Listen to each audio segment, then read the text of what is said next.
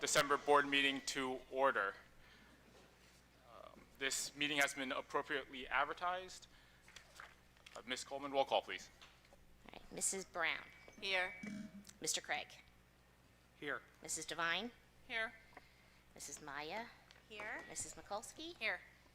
Mrs. Seltzer. Here. Mrs. Sherman. Here. Mrs. Z. Here. Mr. McMillan. Here. Mr. Delkus. Here. And Mr. Chu. Here.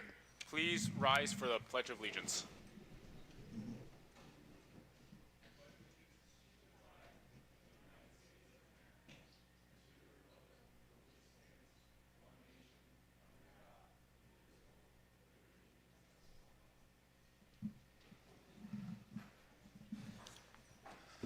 There was no executive session for tonight, so we will move on to section number 3, presentations. We will start with the Collingswood High School Madrigals, who will perform a selection of festive music for the holidays. So please welcome the CHS Madrigals.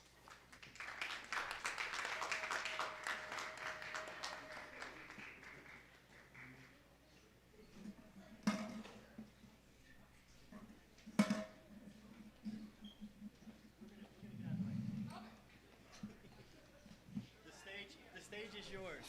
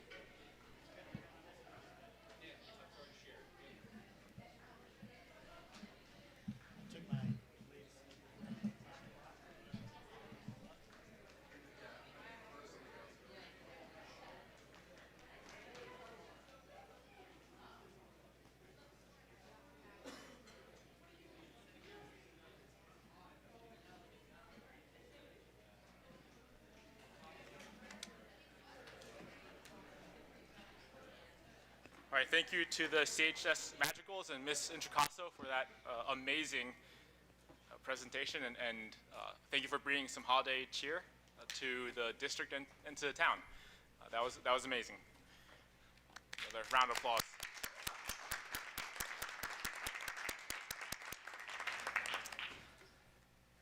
We have two more presentations, but I think for those presentations, I think it makes sense for us to open committee of the whole, because I'm sure there'll be a little bit of discussion for them.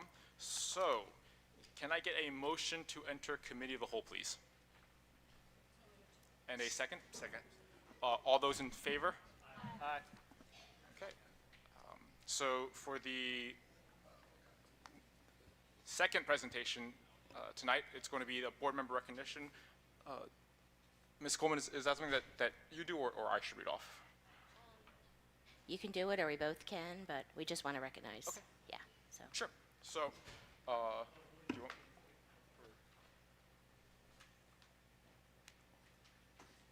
All right, so agenda item 3.02. Okay, sure. Yeah. And I guess I'll try to figure out how the logistics here of how this works. All right, so I'll just read this here for now, and then I'll present the plaque out there. So the Collingswood Board of Education wishes to thank Dr. Kate Seltzer for their dedicated service to the students and staff of the Collingswood School District, and wish to present her with a token of appreciation for her service as a member of the Collingswood Board of Education. And so I guess we'll go up there for a little plaque presentation.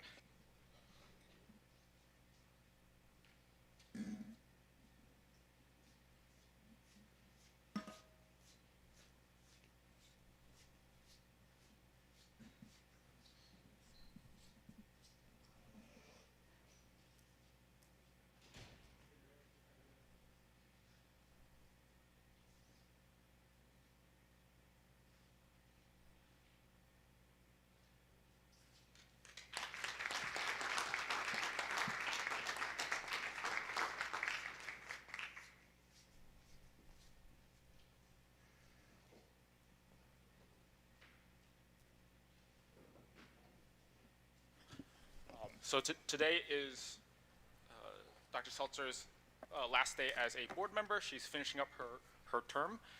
One of the reasons why I wanted to open up committee of the whole for this part was I know there are probably folks who would like to make a few statements. I guess I'll start, and then for anyone else who would like to make a statement for Kate, then please feel free to jump in. So I'm going to take a moment to thank you, Kate, for all that you have done as a board member for the Collingswood School District. To folks who do not know, Kate, or as I say all the time up here, Dr. Seltzer, is an award-winning education researcher, professor, and author in the field of multilingual learning and education. Kate, a while ago you spoke to me about interviews of multilingual education advocates that you conducted recently. You explained how a recurring theme from those interviews was that longtime advocates explained that in order to make progress, they have to have the courage to stand behind their beliefs, even though that means they won't be liked by everyone. Because the truth is, merely stating something as simple as multilingual learners matter is enough to garner backlash from others. Kate, as a board member, you have embodied that courage to stand behind your beliefs, and your record speaks for itself. As a board member, you've been consistent in pushing for more data, more clarity around student outcomes and teaching and learning. As policy committee chair, you led the development of the restorative code of conduct, a critical first step in ensuring fairness and discipline within our district.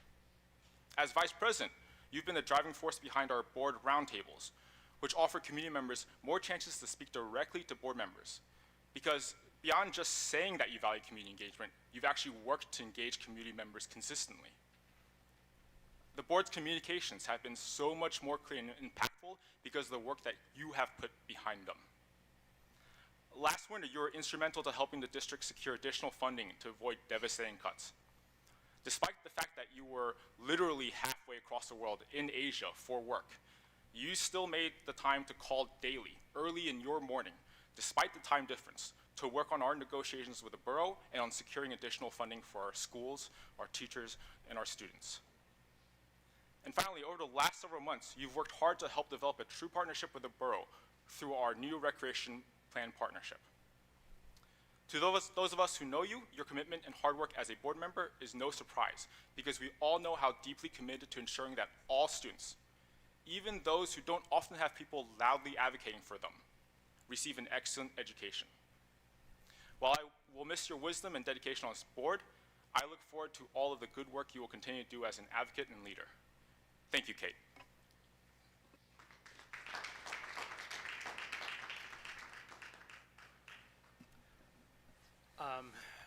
As the last vice president before you, when you said that you wanted to take the role, I couldn't have handed it off faster to you. It's difficult to sit up there, right at the center of the table and be part of the entire meetings, but you've handled it with grace and you've represented this district incredibly well. I thank you so much. I think a lot of the stuff that Roger said I've marked down as well, but your push to make the board accessible and to make that accessibility productive, so that we really can break down some complex topics and really difficult decisions with dedicated community members, but for them to hear from us as well as to what are the pieces of information that we're wrestling with, and what is it that we want to hear from them, and bringing that back to the board. And I think you've done a really incredible job of helping to move that work forward, and the district and the students are better for it. Your answering of emails from the board also, always with class, despite sometimes getting emails that were, a little charged. And just incredibly appreciative of the work that you've put in and the time. It's not an easy position, but you've stepped up and poured everything into it, and thank you again. I haven't known you for long, just this past year, but I do want to say I appreciate your kindness for your community and for everything that you do here. Thank you so much. And for the roundtables, I mean, listening to the community, they may come at you hard or they may come at you with ideas, and either way, you still sat there and took it and brought it back to us, and this is what they're saying. How can we make this happen? So I appreciate everything that you've done and for meeting you. Thank you. Kate, I know that you've probably done more work than anybody else sitting up here, but I really am most impressed by your productivity and your positivity, especially in the face of criticism towards the district, towards our schools. I really appreciate your ability to see the real goodness of the work that's happening here amid some of the fires that we've had to put out, and that I think gets lost often in our conversations, especially, facing another budget nightmare and, the future of public education in general. Your productive positivity is really inspirational, and I think it's going to be a huge loss. But it's been wonderful working with you. I can't thank you enough for everything you've done here. Kate, I've said it before, and I'll say it again. I really look forward to, seeing you some more and hearing you talk. You have a lot of great ideas and a lot of great things to offer, and we really appreciate everything you've done. I'll put the exclamation point on what everybody said. I've been at it about 18 years, but I just appreciate that you lead with kindness. These jobs, you're volunteers, and it's hard to hear what people say and take it in, but you're always very kind to those of us that are in the trenches every day trying to do the work, and I appreciate that. Thank you.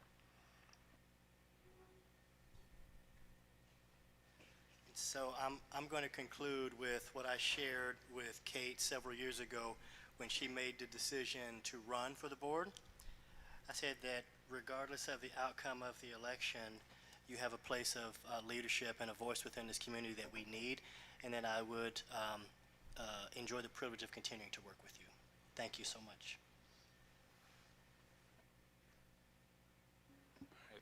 Thank you, Kate, and thank you, everyone else. At this point, we'll move on to agenda item 3.03, which is the New Jersey School Climate Improvement Survey report. And so the district MTSS team will present the results from our first ever administration of the New Jersey School Climate Improvement Survey.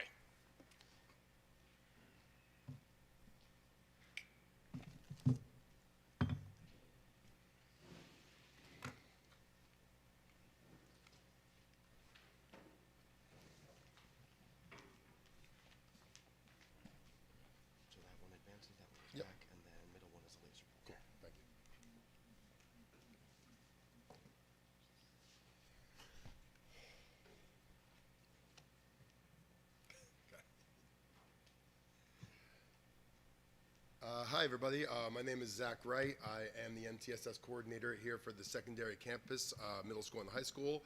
I'm also a Collingswood dad. I have a middle schooler here in the 7th grade and a 4th grader at Tatum. And I'm quite excited to go over the NJ Sky platform, the survey, and some of the results from that survey. So let's start just talking about what school climate is. School climate is the character and quality of school life that is based on the interconnected experiences and perceptions of students, staff, and families. Put it simply, it's how we feel. It's how we feel in these buildings from the perspective of staff, students, and families. Countless research shows that schools, communities with strong culture very often have strong academic achievement, strong improved attendance and graduation, decreased incidents of bullying and violence, etc. So figuring out where we are as a community in terms of our culture and our climate is profoundly important. So this entire process was through the school climate change process developed by the School Climate Transformation Project, which is through Rutgers University. So the entire platform that we used here, all of the questions, all of the formatting, all of the everything is through Rutgers University and the research hub behind it. This was our timeline of process. So around September, myself, Mr. Jefferson, and Mr. McLean, we sat for live Zoom trainings with the NJ Sky leadership to go over, one, what the platform is meant to do, how to use it, how to make sure you get as many voices as possible, and really make sure to break down any access barriers to make sure as many folks as possible are able to have their voices heard.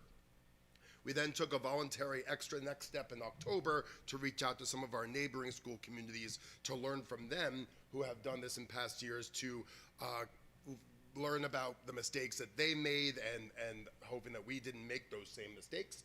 And around late October into November was when we rolled out the actual survey administration to students grades 3 through 12, so on all of our elementary schools and in our middle and high school, as well to all of the staff in all of those schools and all of the families at school.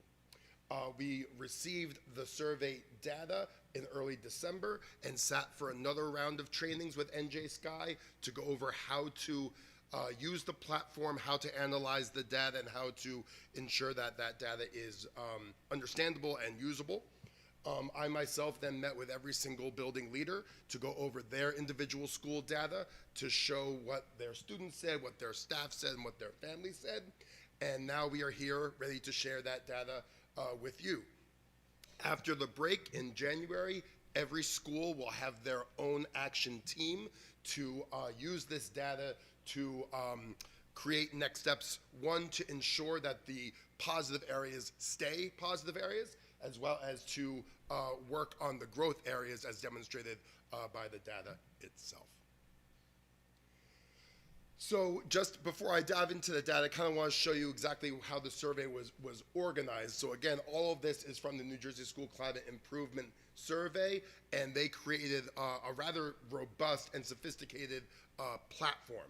The survey is divided up into all of those domains, 13 domains, when each domain has within them between 6 and 12 questions, because the survey was different for our 3rd graders than it was for our 12th graders. So not every student takes the same question.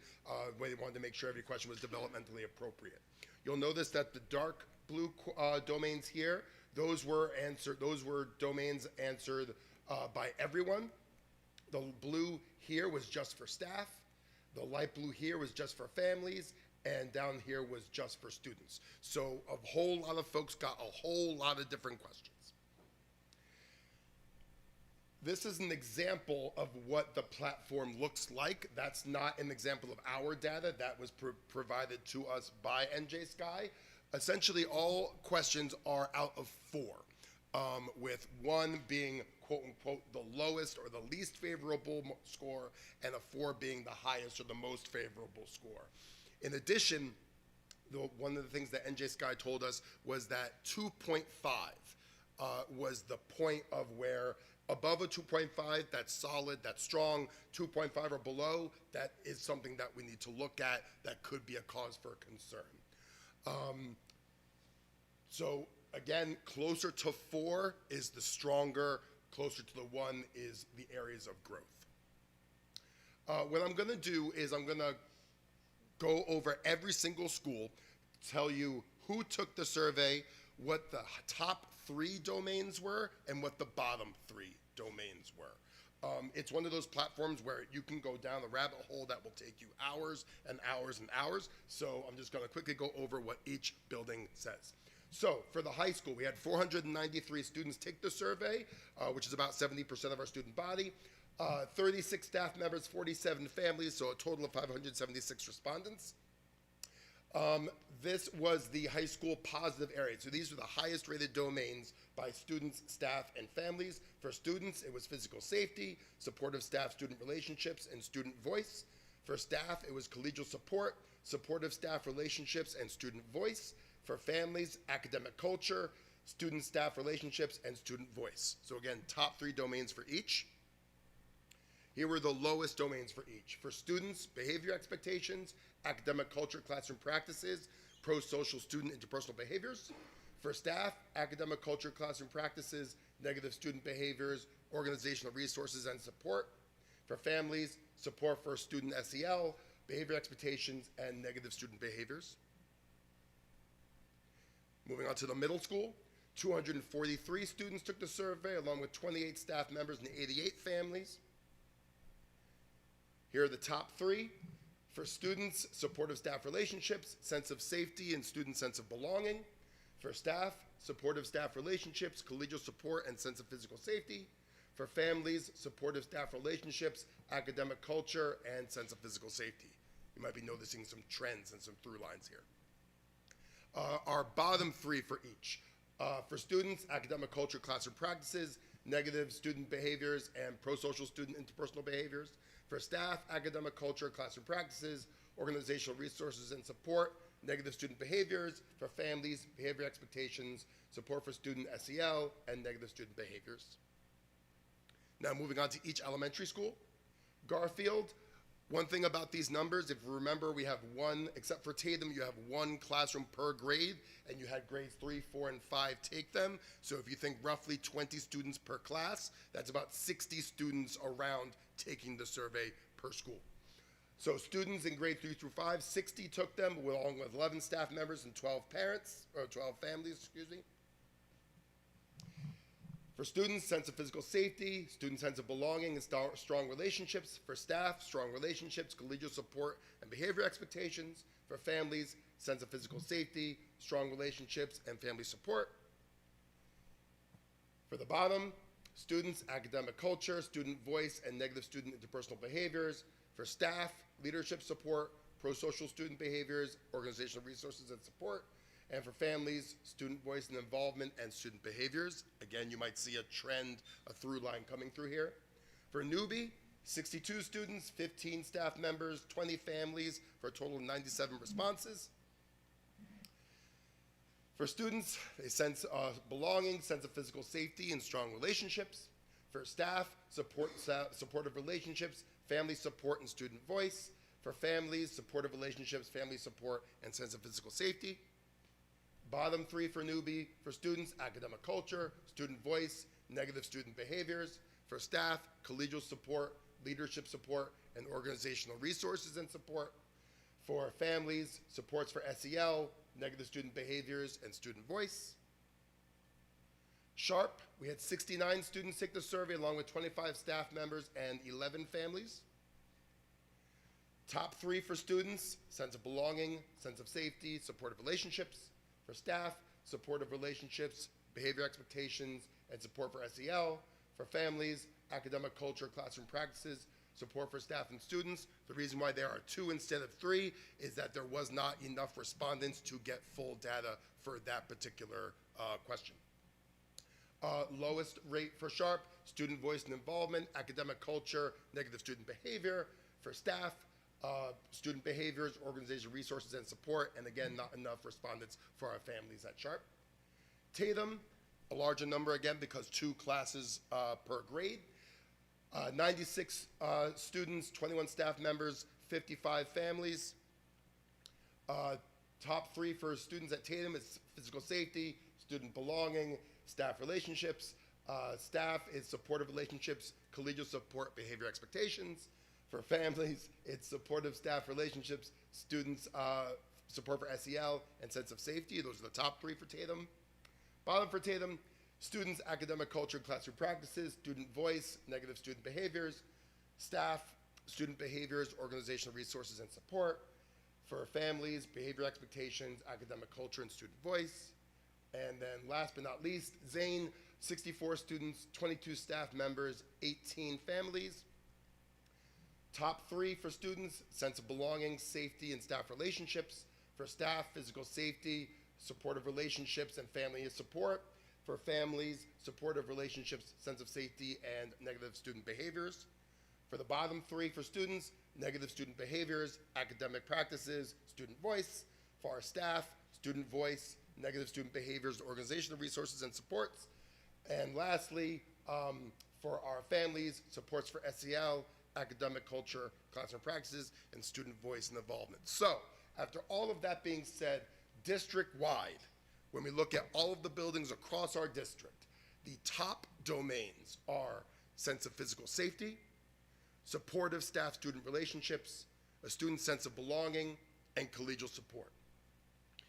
For our growth areas across our district, academic culture and classroom practices, organizational resources and supports, negative student behaviors, and just for the elementary schools, these 3rd, 4th, and 5th graders want their voices heard.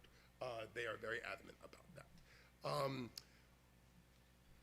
What happens now is that we go into break, and after break, I will go over all of this data with each building leadership.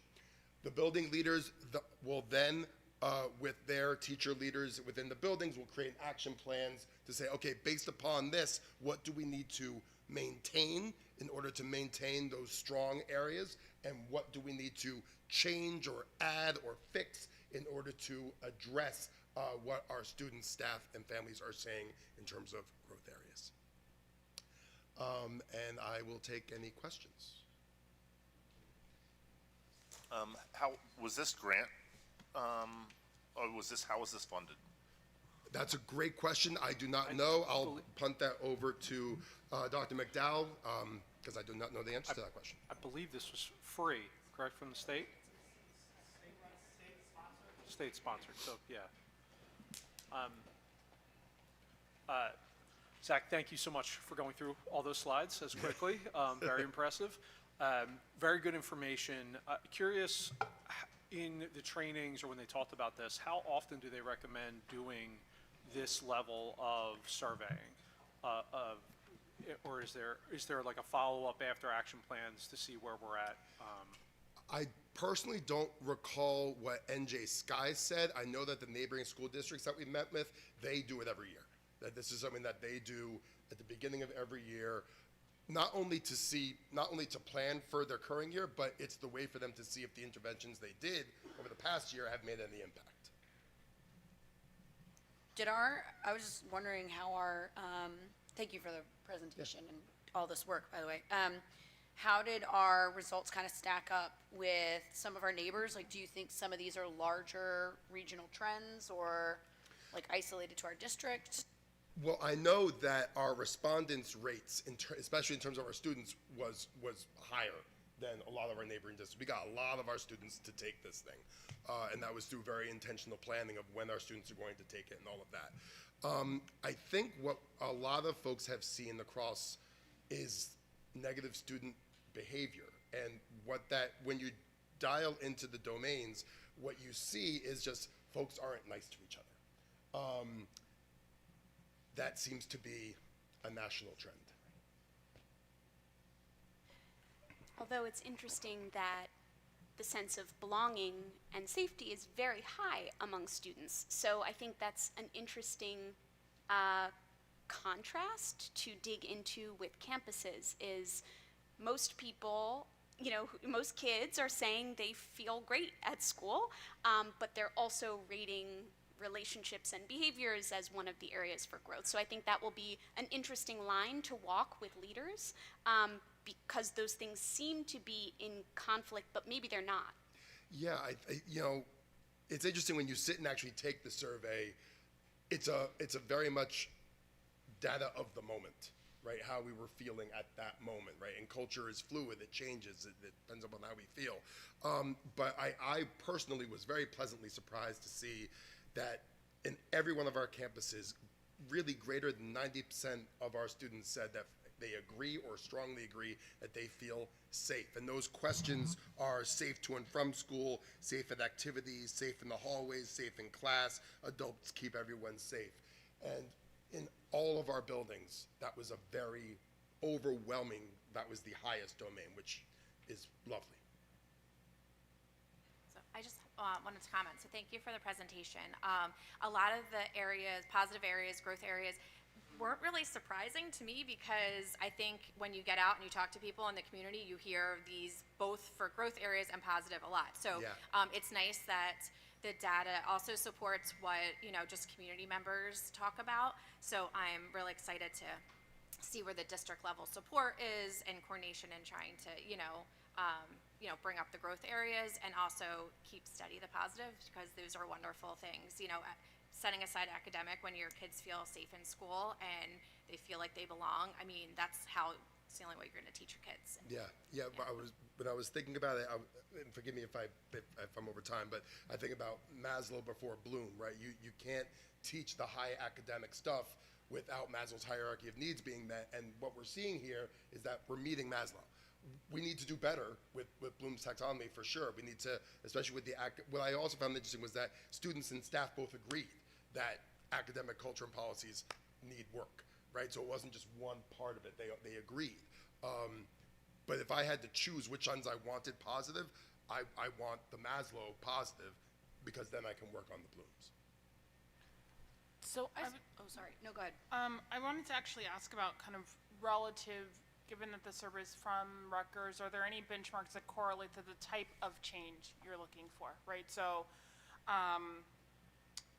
negative interpersonal and the culture, particularly around classroom policies, and which one of those do you prioritize of, right? Like if you use the construct of Maslow, like I would expect, depending on how people internalize the culture, it may actually be something they need, but we don't know how to unpack that. So I'm just trying to understand relative to benchmarking or other in this survey portfolio, do they give you a sense of work this first, then this will follow? In terms of like, what are the next steps that you take in order to? That is what I hope to learn from them when I sit down. So they didn't want to overwhelm us. So they said, here's the meeting for how you do this in a way to make sure that you get as many voices as possible. And then the spring meeting is, all right, now here's how you can address it. Now within the platform itself, you can say, all right, if this is my particular domain, or if this is my particular question that gets a red flag, for example, if I click it, there is a whole bank of resources, which is very helpful. One other thing that the platform does, it allows you to aggregate by gender, by grade, by race, by language, so you can see if there are disparities within subgroups. What was really interesting to see was that for the vast majority of them, there were not. That there was very strong alignment across. There are a few campus-specific where subgroups there are differences, but largely there is general alignment. Do we know if the state will sponsor this survey again next year, so we can kind of review where we are with all of this once we implement these changes? It's hard to assess what the incoming administration will prioritize. What I will say is that this has been state funded for 2 years now, and so there is growing utilization.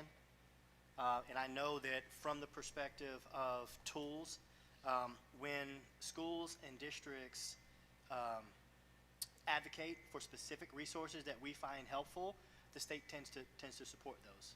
And so it's our hope that they continue. If not, we will find another mechanism to collect this important data. I guess I'll jump in here too, because Ms. Maya, I know you've been a long-time proponent of making sure that we get a survey out to look at school climate and culture, and this is actually one of our board goals that we put together during the board goal-setting session that Dr. Seltzer led during the summer, so I'm really glad that we were able to get this, and the goal was not just to do it 1 year, right, but to do it year after year after year after year, like a benchmark, because I think while it's really interesting to see this 1 year, it'll be, I think, more meaningful as we get more and more years to compare with. I am also hopeful that the state will continue funding this because it's an amazing resource they put together. I mean, this is a really thoughtful tool that they worked with Rutgers to develop, to norm, to test. I mean, if you go to their website, you can see they've translated it to all these different languages too. And on top of that, I think the district, we submitted a grant application, I think in December, because the state is running a program to support districts that are just starting with using this, I think even more in depth than what I think we're receiving right now. And so hopefully we get that, and hopefully that just is a sign that the state will continue to support this, because it's really great to be able to get this data. If I could jump in real quick, again, thanks for the presentation. Understand how it's funded. I personally, I don't know if I can speak for Chris, but I feel like it might be a little broken data set, because a large portion of, the middle school and the high school are coming from Woodland and Oakland, and they don't seem like they were involved in this at all. So maybe if we move this into the future, if we can pull that in. So we had all students take, so the way we did it was because we wanted to ensure that we had as many voices as possible. So what we did was we made sure that when we sent emails and letters out, that they were in multiple languages, and we did them in our English classes, because that was our core class that every single student took. So this data includes Collingswood, Oakland, Woodland, and school choice districts as well. Right, but I mean the elementary school itself and the schools and Oh, I see what you mean. Yes.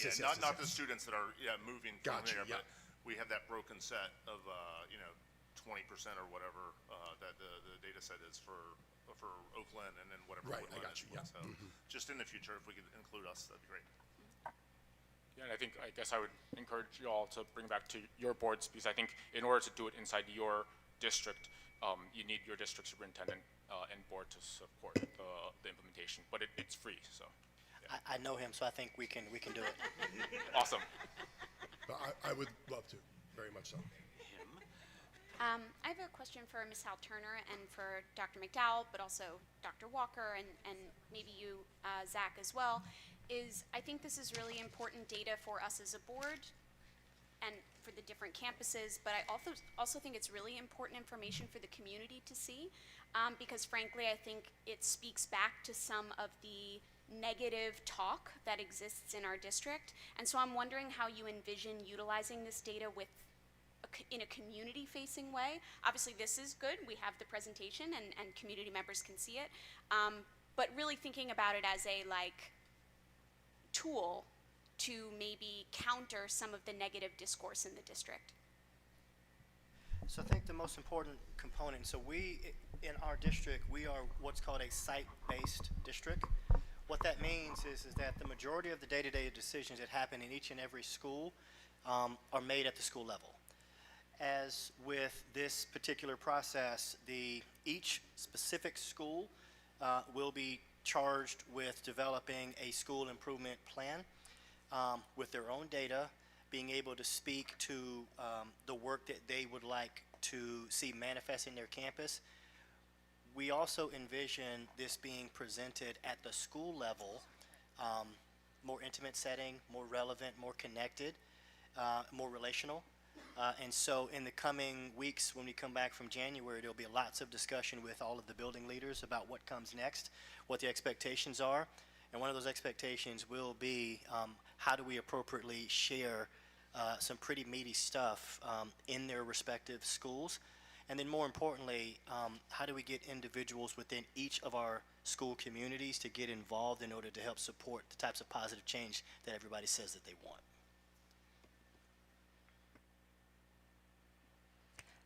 I'll just add a few things. Kate, thank you for your question. I think I can touch on your question as well as a few other thoughts in my mind, but first, thank you to Zach, thank you to Uriah McLean, Dr. Walker, Mr. Jefferson, a lot of work behind the scenes from those leaders, plus all of our English teachers, as you heard, and all of our homeroom teachers at the elementary level.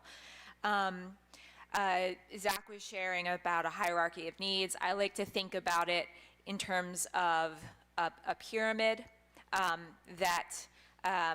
the base of a pyramid or any structure has to be sound and stable in order to stack more on top of it. And so I see a strong school climate and culture as an essential, strong base, upon which then you're stacking and looking at instruction and sustained achievement, and then at the very capstone, I would call it specialized student achievement with regard to multilingual learners and special education students, et cetera. And so I think we see a trend here that our base is strong and we have work to do, which like some have shared, I don't think that's news to anyone here, but it is confirming and affirming of what we've been doing and where we need to head.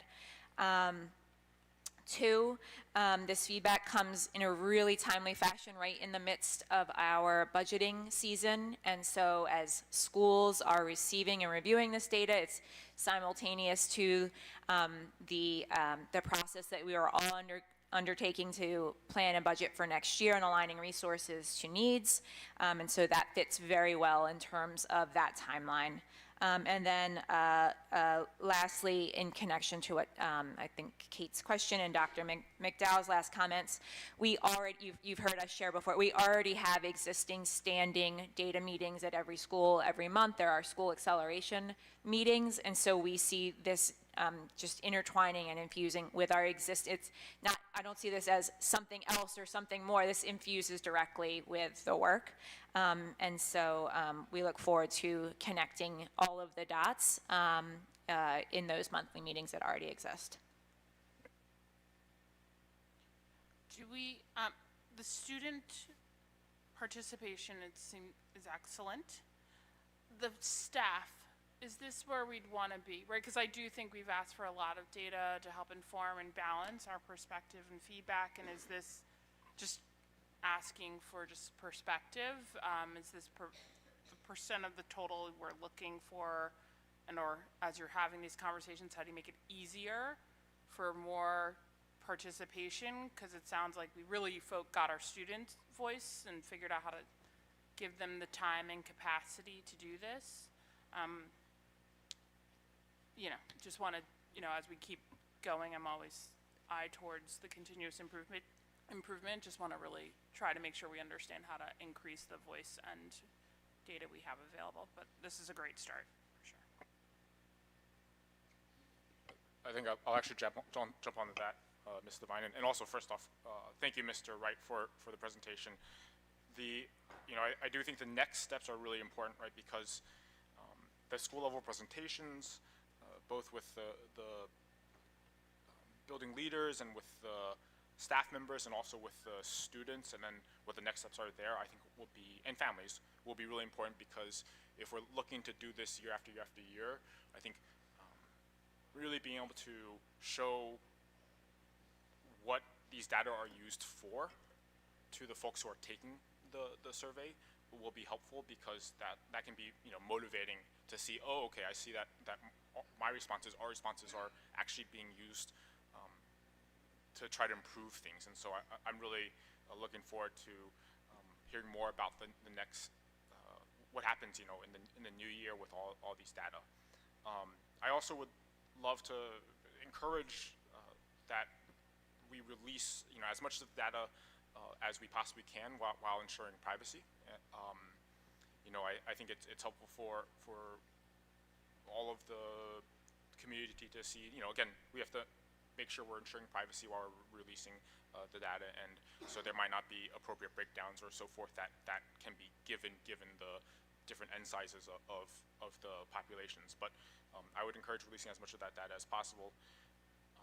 But yeah, I think this is an amazing start, and it gives us something. I think the goal from the board was to have this so that we could have a starting place to work from, right? And that's exactly what it sounds like is happening, is that this is a starting place to work from for next steps and improvements. So thank you to everyone who was involved and for making sure that this took place this year. One thought on this, Our policy committee is also the Culture and Climate Committee. I think, while I fully understand that it's not our job to get down to the level of helping any individual building create an action plan or what have you, I think getting regular updates on where we are in this process through that committee would be very helpful.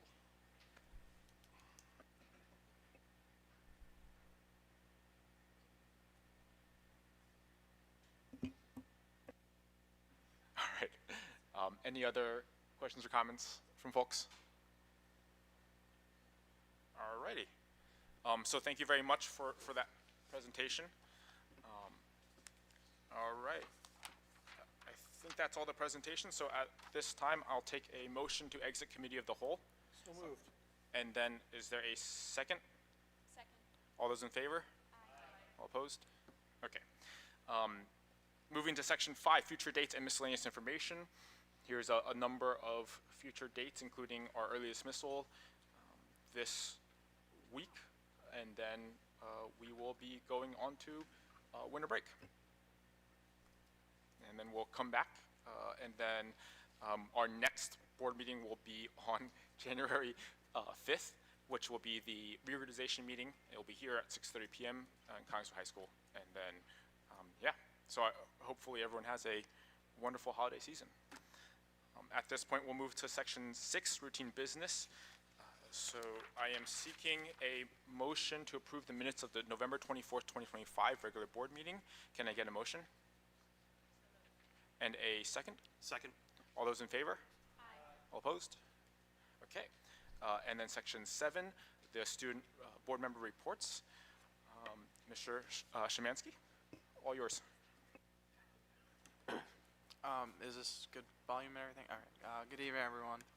I am alone tonight. Kenny had a wrestling tournament, and Naeem has work, so just me. I did want to hit on a lot of things tonight because we actually did a lot of work in the last month on some individual student meetings. A lot of events have been going on, so I'll cover hopefully most of it. As we all know, Mr. Whalen is retiring, or not retiring, but leaving the school, and Ms. Whalen's Student Council Executive Board hosts monthly lunch meetings with the administration, so Mr. Whalen, Mr. Newman.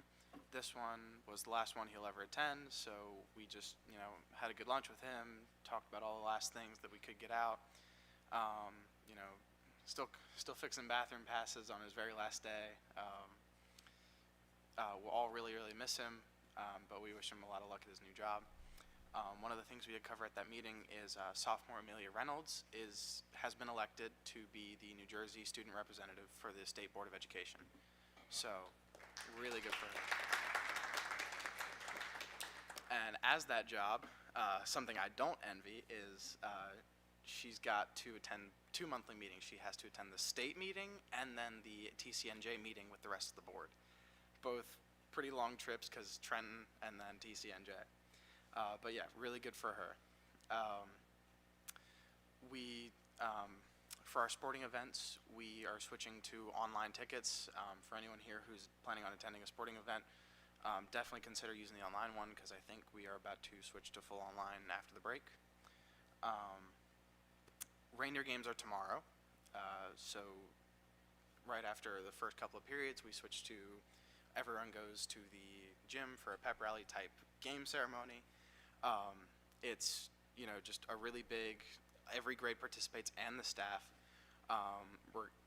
So some of the events are donut eating, gingerbread house decorating, trivia, Hungry Hippos, musical chairs, tug of war, plenty of other games.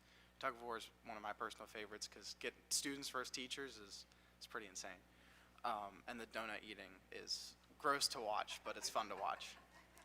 Especially considering Mr. Swern wins every year. It's quite the sight. You'd be surprised how fast a powdered jelly donut can go down. So we got a lot of cool things happening tomorrow. Different events have been happening around town and in the school. We had our staff breakfast 2 weeks ago. Yeah, 2 weeks ago. All the students get here at 6:30 in the morning and serve the teachers and the staff breakfast, and the madrigals come out and sing. The madrigals have been all around town, like previously mentioned. I've been to 3 of those concerts now, so I know the whole routine. We've had pajama day, ugly Christmas sweater day. Tomorrow's our class shirt day. Last week we had choir concert and band concerts. All really great events all around the school. Now into some of the more technical stuff of the student body. We had a student AI meeting. As I brought up last meeting, AI policy was a little bit of a concern of the students, me personally and several other students. So Mr. Whalen,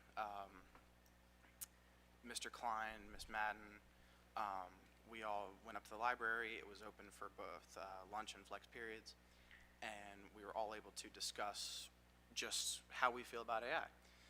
So it started off with how technology is a part of our everyday lives, how students use their phones, how they wake up with it, how they have it for their alarms. Do they set rules for themselves? Do the parents set it for them? Do they have screen time limits? Everything like that. Do students get out of hand with it? Do they recognize that maybe 10 hours a day on your phone is not a good thing? Do some have really good habits? All different things we went over. We moved into Yonder and Chromebooks. How does Yonder affect our daily lives? Are we noticing good things for ourselves, or do we still not like it? Some people were like, no Yonder, but I can just pull out a Chromebook and still be disconnected from the classroom. So it's, at that point, it becomes a student choice of, do I want to be social or do I want to keep to myself?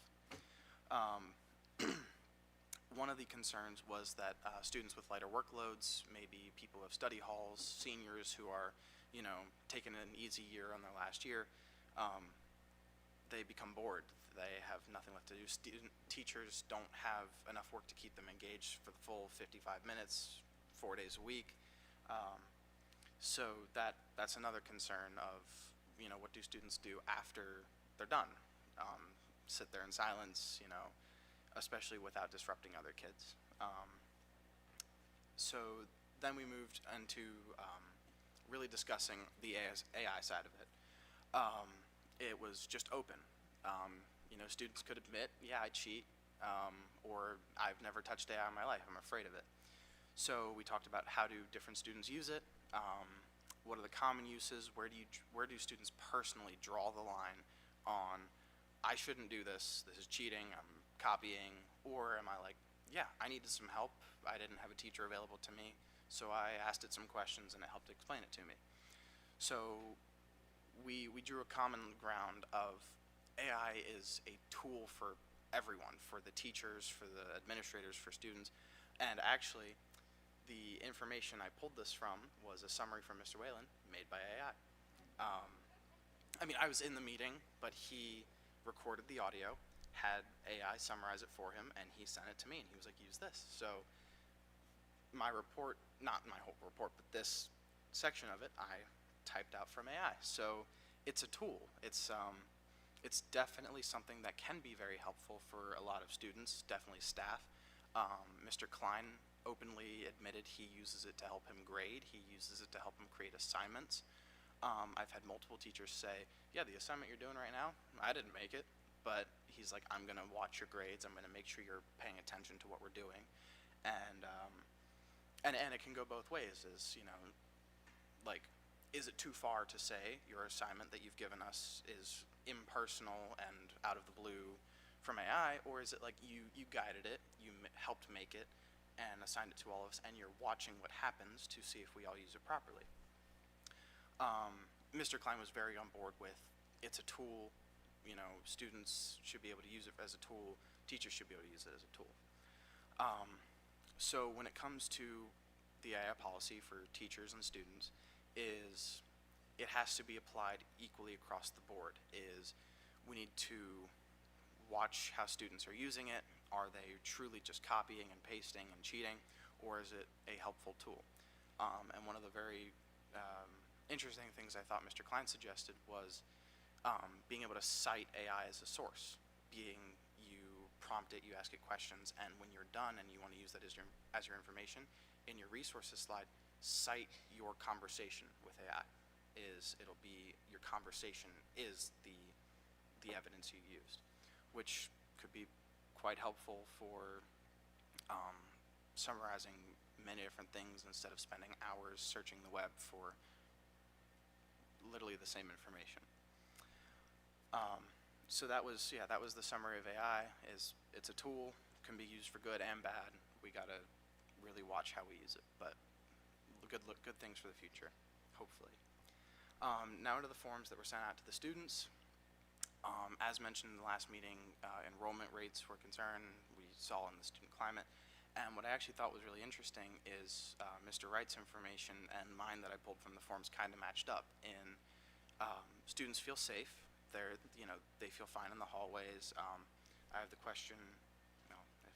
If it loads, I have the question right here. It was, do you feel safe in the hallways? Or is safety a concern? And it went well above the average was well above halfway as students feel safe.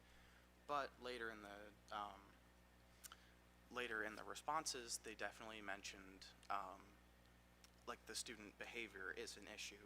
Is words fly around that are pretty harmful. It's safe, but it's not a cool environment. Like it's like, why would you say that? Why would you do that? Maybe it's not full-on fights, but it's kids shoving each other into lockers, and it doesn't evoke administrative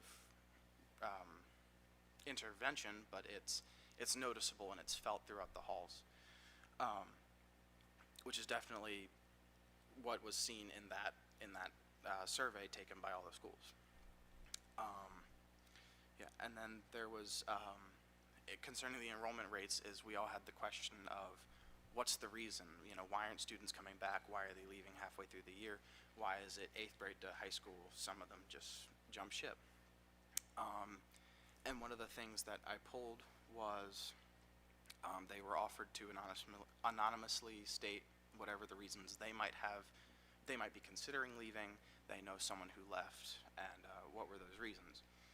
Some of the common themes were large numbers of teachers leaving, the school's history of violence, education, classes being cut, yonder pouches deterred some this year, language programs being cut.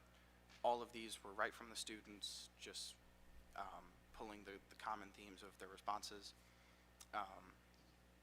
which we've all brought up, is the certain programs being cut, languages being cut, teachers leaving. It's all things that have been mentioned, and the students are feeling it too, and that could be some of the reasons why they personally choose to head out. But yeah, that's everything I have for tonight. So thank you.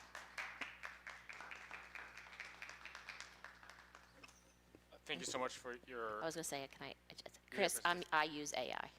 So it's a cute little tool. Like when people come for public comment, when sometimes it's 2 hours long, I can't keep up. So this it doesn't tell.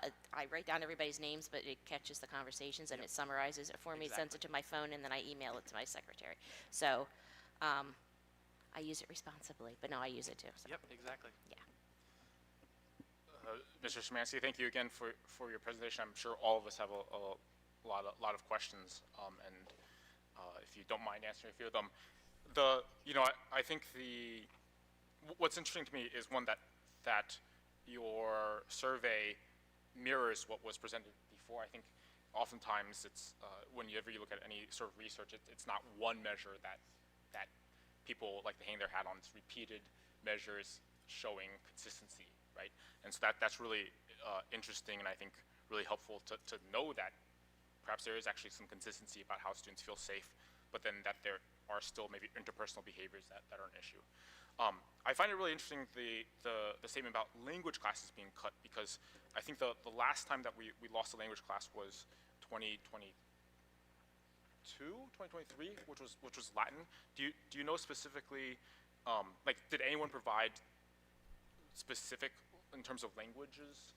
So, Latin was definitely a thing, and I heard from multiple seniors last year who were like, I'm in this class just because, I lost Latin, and not specifically all the languages, but the inconsistencies in the Spanish class with teachers being out on sick leave and maternity leave, and it turned into I'm not really learning Spanish, I'm just here to get an easy grade.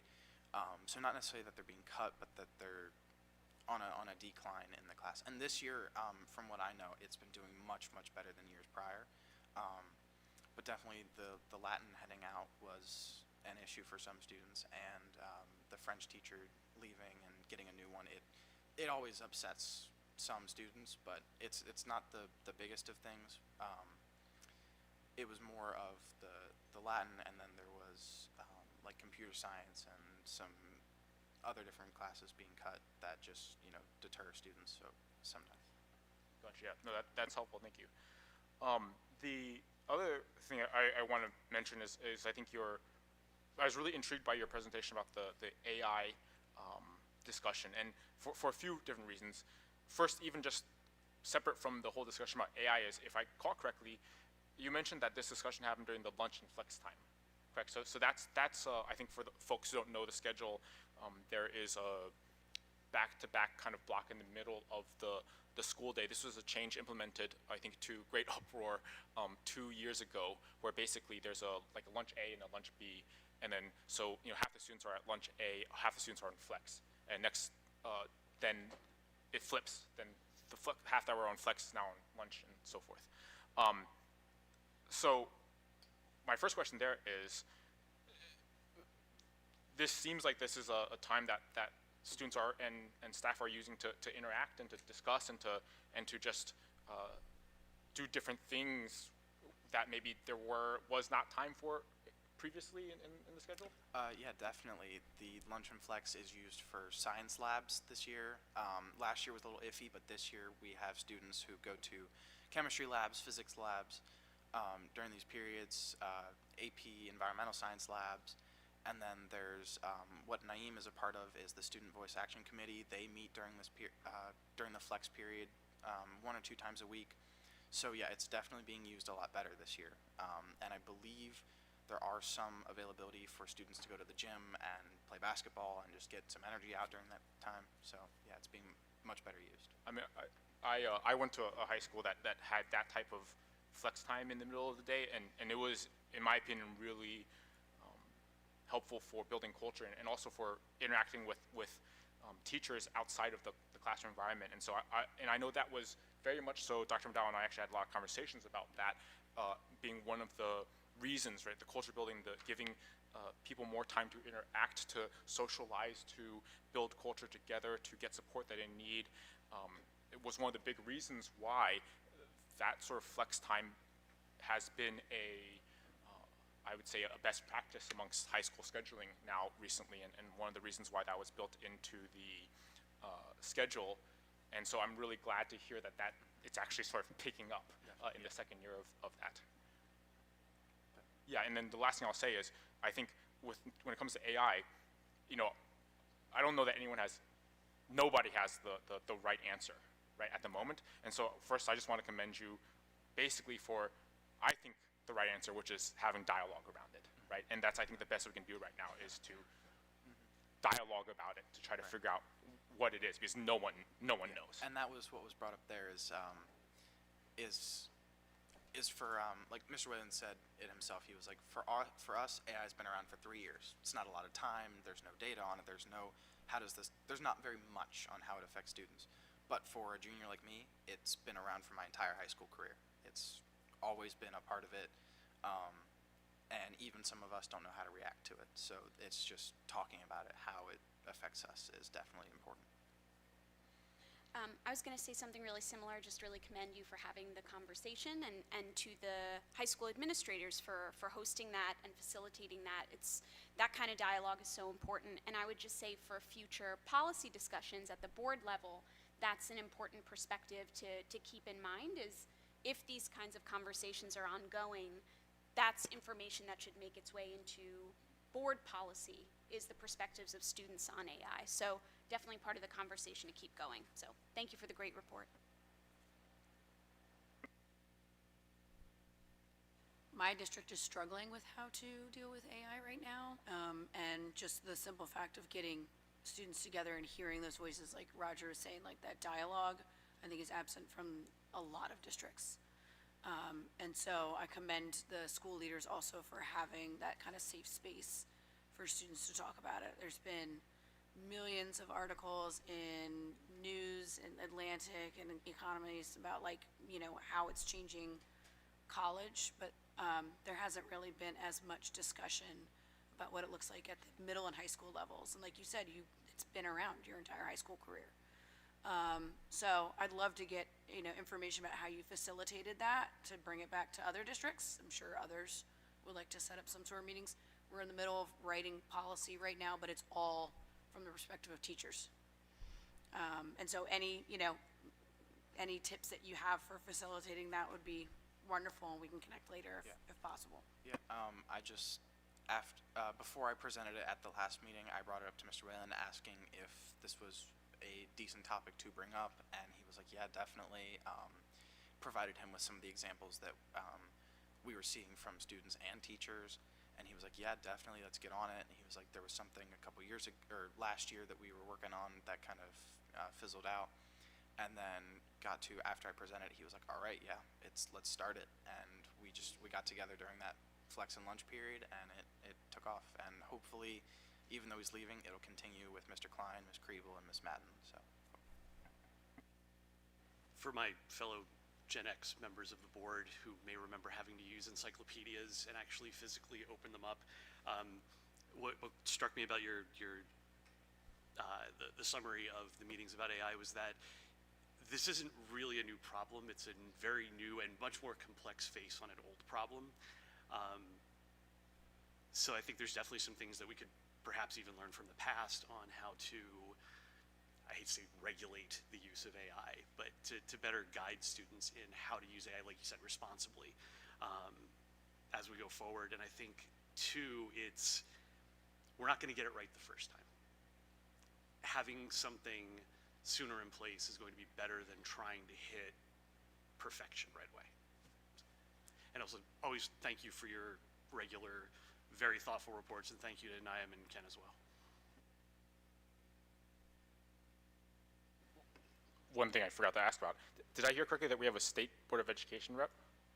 So, Amelia Reynolds, it was early October or late September, we went to TCNJ for a meeting, and it's all the high schools of South Jersey. It alternates by year, North Jersey, South Jersey, and this one was all of South Jersey gets to go, and they get to go to different, it's different places where you get to go.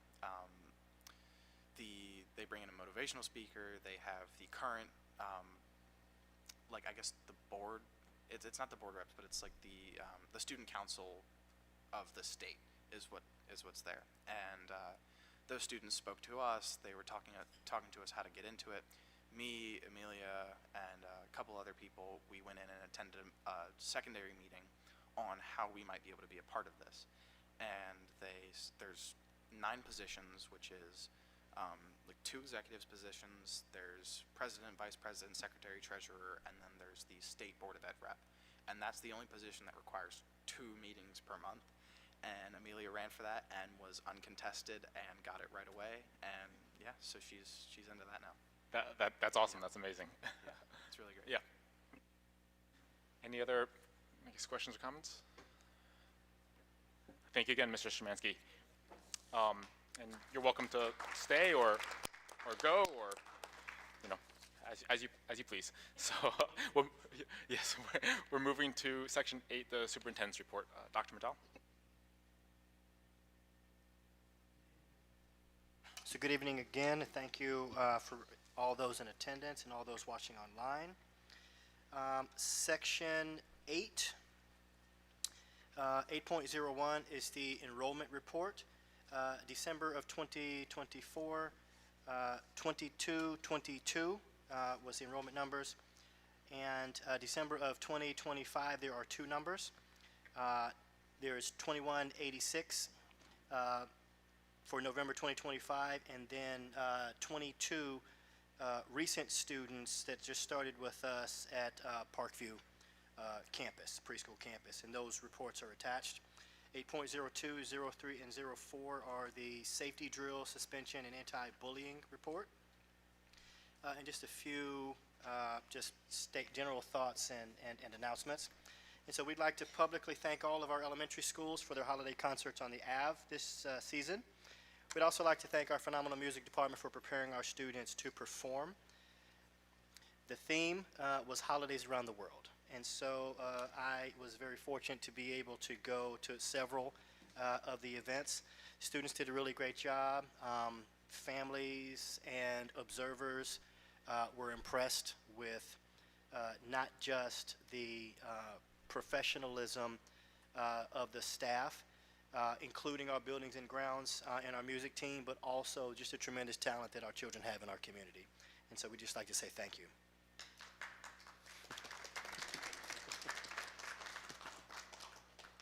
And we will hear another radio announcement from Mr. Goldberg later today.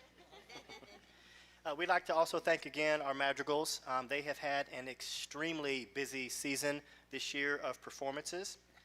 And so we would like to just thank again all of the students for their commitment to their craft, not just during this season, but throughout the year. And then a special thanks to Ms. Introcaso and the music department for supporting our students.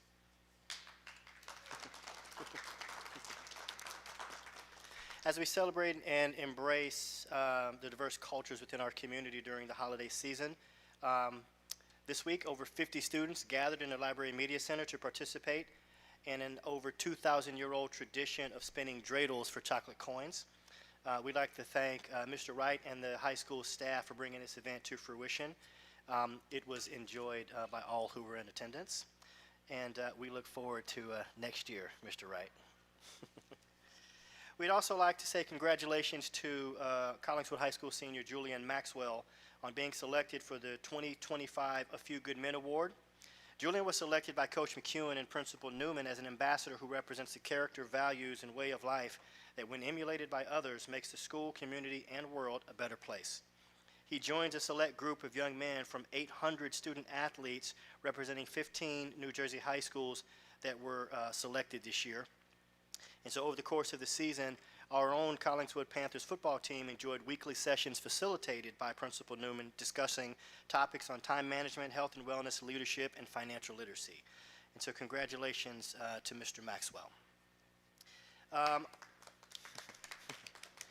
On December 18th, Collingswood High School hosted Instant Decision Day in the Library Media Center.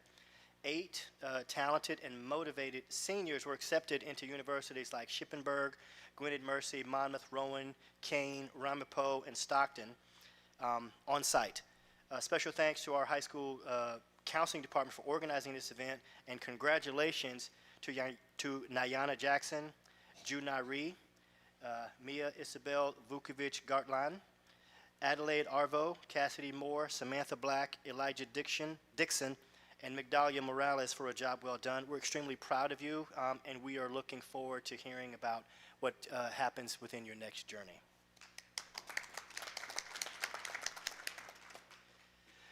We'd also like to thank again our MTSS team. It takes a lot to organize district-wide initiatives, and so the effort, the energy it took not only to administer the survey, but to also communicate with families to get the participation, and then to be able to disaggregate and tabulate the data and then organize it in a digestible way, and then continually going through training in order to prep individual schools for what comes after. This is a pretty significant task. And so we would just like to publicly thank our MTSS team for doing this heavy lift. We would also be remiss as committed to the continued mission of supporting those in need within our community. At the rear of our meeting, the Panther Pantry is here with Ms. Niesner leading the way. And so the mission of our food pantry is to provide students and families of Collingswood, Oakland, and Woodland with supplemental nutrition, personal care products, supplies, in a confidential and a non-judgmental manner. This is led by staff, but it is run by students. And so we just want to commend our students who, in multiple groups this year, they did not only food drives, but they also did food prep. And so this speaks to the heart and the commitment to service that our students have within this district, and we just wanted to say thank you. And that concludes my report. Thank you, Dr. McDowell. At this point, we'll move to Section 9, the first section of public comment. The purpose for this public comment section is to discuss items listed on the agenda. Additional, more general comments may be made later in the meeting. The public is reminded that attempts to resolve all concerns and complaints should first go through appropriate staff members and administrators. The intent of public comment is to give the community opportunity to provide feedback to the board. We'll be actively listening and taking notes so that we can take all that is being said into consideration. We will also take note of any questions and, if appropriate, do our best to address them at the end of public comments. Members of the public are welcome to speak and expected to do so with the utmost sensitivity for everyone in attendance. In fairness to all who wish to speak, there is a strict 3-minute time limit per person during public comment, and Ms. Coleman will assist by keeping the time. Please remember to state your name and address for the record, and the floor is open.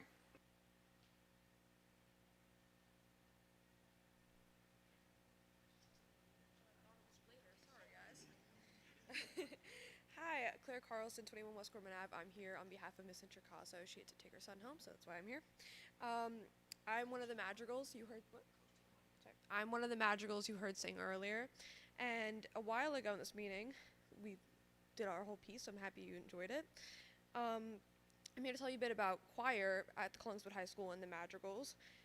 The entire CHS choir program has about 112 students, which is over 15% of the school's population. We're very proud of that. Recently, we held a concert on December 18th with the middle school choir, which had over 125 students as well, which is a lot for the middle school. We showcased songs like Carol of the Bells, which you heard earlier, White Winter Hymnal, Shema Kulenu, which is entirely in Hebrew, had a solo during that one, very proud of it, and Making Christmas from the Nightmare Before Christmas soundtrack. The program has continued to grow, and at the December concert, we had quite a turnout like I'd never seen in my 3 years here. As for the madrigals, there's about 22 kids in this audition program, and we sung at the Cathedral Kitchen in Camden, the town tree lighting, which had, I think this year, like a turnout of like over 1,000 people. Various elementary schools today, including Sharp, Garfield, and Zane, and many more events. There is so much talent within our choir community, and I'm personally so happy to have had the opportunity to grow in my understanding of music with Miss Intricaso and my classmates. Our next concert is March 4th at 7 p.m. I hope to see you all there. Please come.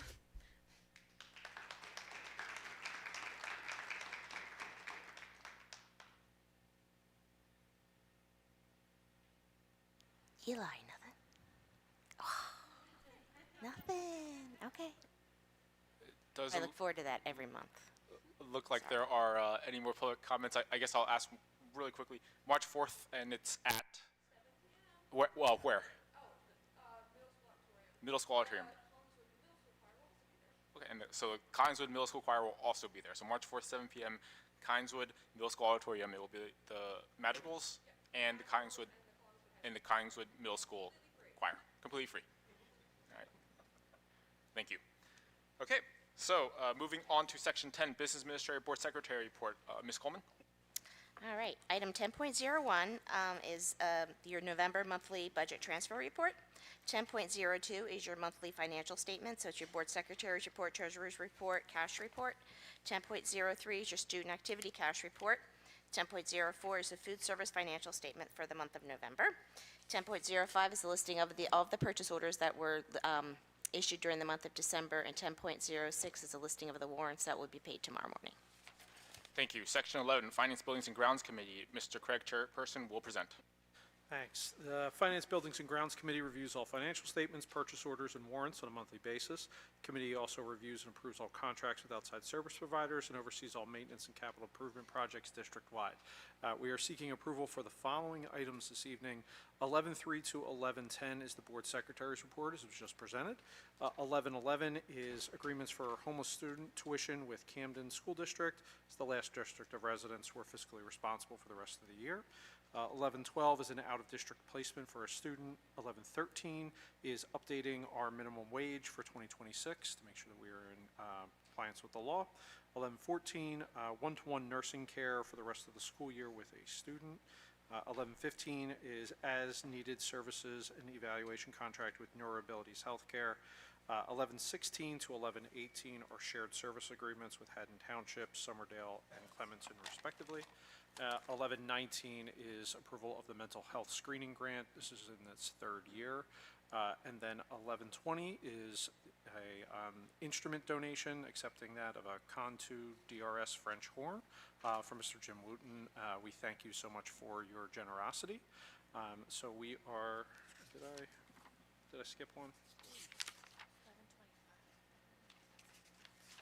So we are seeking approval for agenda items 11.03 through 11.21. Can I have a motion, please? There's 11.25, maybe Oh, yeah. that's not supposed to be on there, or? It's underneath the ones that are public, and so we're going to get clarity and bring it back next month. Okay, great. Okay. All right, sorry. So then only 11.03 through 11.21 as stated there, I think. And so, I didn't get the second. I got the first motion. I didn't get the second. in the second, Thank you. questions or comments from board members? And I'll just mention, as always, thank you to our Buildings and Grounds team for their work on the shared services agreement. It's a way for us to be able to bring in more revenue to help support the district and the students. So thank you to our Buildings and Grounds team there. Without any other questions or comments, roll call, please. Ms. Coleman? Mrs. Brown? Mr. Craig? Yes. Mrs. Devine? Yes. Mrs. Maya? Yes. Mrs. Mikulski? Yes. Mrs. Seltzer? Yes. Mrs. Sherman? Yes. Mrs. Z? Yes. Mr. McMillan? Yes, except for we're required to abstain. Mr. Dokes? Yes, except we're required to abstain. Mr. Chu? Yes. Moving on to section 12, Curriculum Committee. Ms. Sherman, chairperson, will present. The Curriculum Committee oversees and approves the district curriculum and assessment programs, as well as field trips, home instruction, and co-curricular programs, and the school calendar. Tonight, seeking approval for the following items. Actually, first, I'm sorry, I'm going to kick it over to Ms. Howell Turner to present a curriculum update. Thank you very much, Sarah. Just a few quick notes from me. First, Chris, as others shared, thank you so much for your very thorough student board report tonight, and always we appreciate your perspective and how you're collecting the perspective of your classmates. I would just add with regard to the world language, this year we were able to expand down to 8th grade and offer a full section of German, 8th grade German, and a full section of Spanish, which sets us up for a 5-year pathway for those students who choose to continue through 5 years. And some of those students may ultimately choose, if they feel ready and able, to sit for the Seal of Biliteracy assessment. We just had that assessment for students last week that would allow students to pass with a certificate of fluency in a second or multiple world languages. And so I just wanted to add that bit of additional context for this evening. Second, believe it or not, we are, right after the holidays, we'll be kicking off our planning for the 26-27 academic calendar. And so as we did last year, I put out a call to all Oakland and Collingswood staff and leaders to form a working group, and we'll be convening on several occasions immediately following the winter holidays to map out next year's school calendar. So please stay tuned for further updates on that in future board meetings that will ultimately come up for your approval in a few months here. Dr. Seltzer, as others have shared, thank you so much for your leadership and service. And like Kelly said, we look forward to continuing to see and hear your expert voice supporting our students and our district. So thank you. And then last but not least, tomorrow begins a very well-deserved winter break. And so just to our staff who are here tonight or who are listening at home, I wish you a great and well-deserved break, and thank you for your hard work and leadership every day, and we'll see you in the new year. Thank you, Sarah. Thank you, Ms. Howell Turner. Very short curriculum agenda this evening. Item 12.04, 12.05, 12.06 are field trips at the different levels. In elementary, we have many of Mr. Trotty's Zane class going to the library. And then the high school level, we have many field trips, including the mock trial group is going to the Camden Court System, and our choir trip to New York City. 12.07 and 12.08 are out-of-district home instruction placement programs, both medical. And so seeking approval tonight for items 12.04 through 12.08.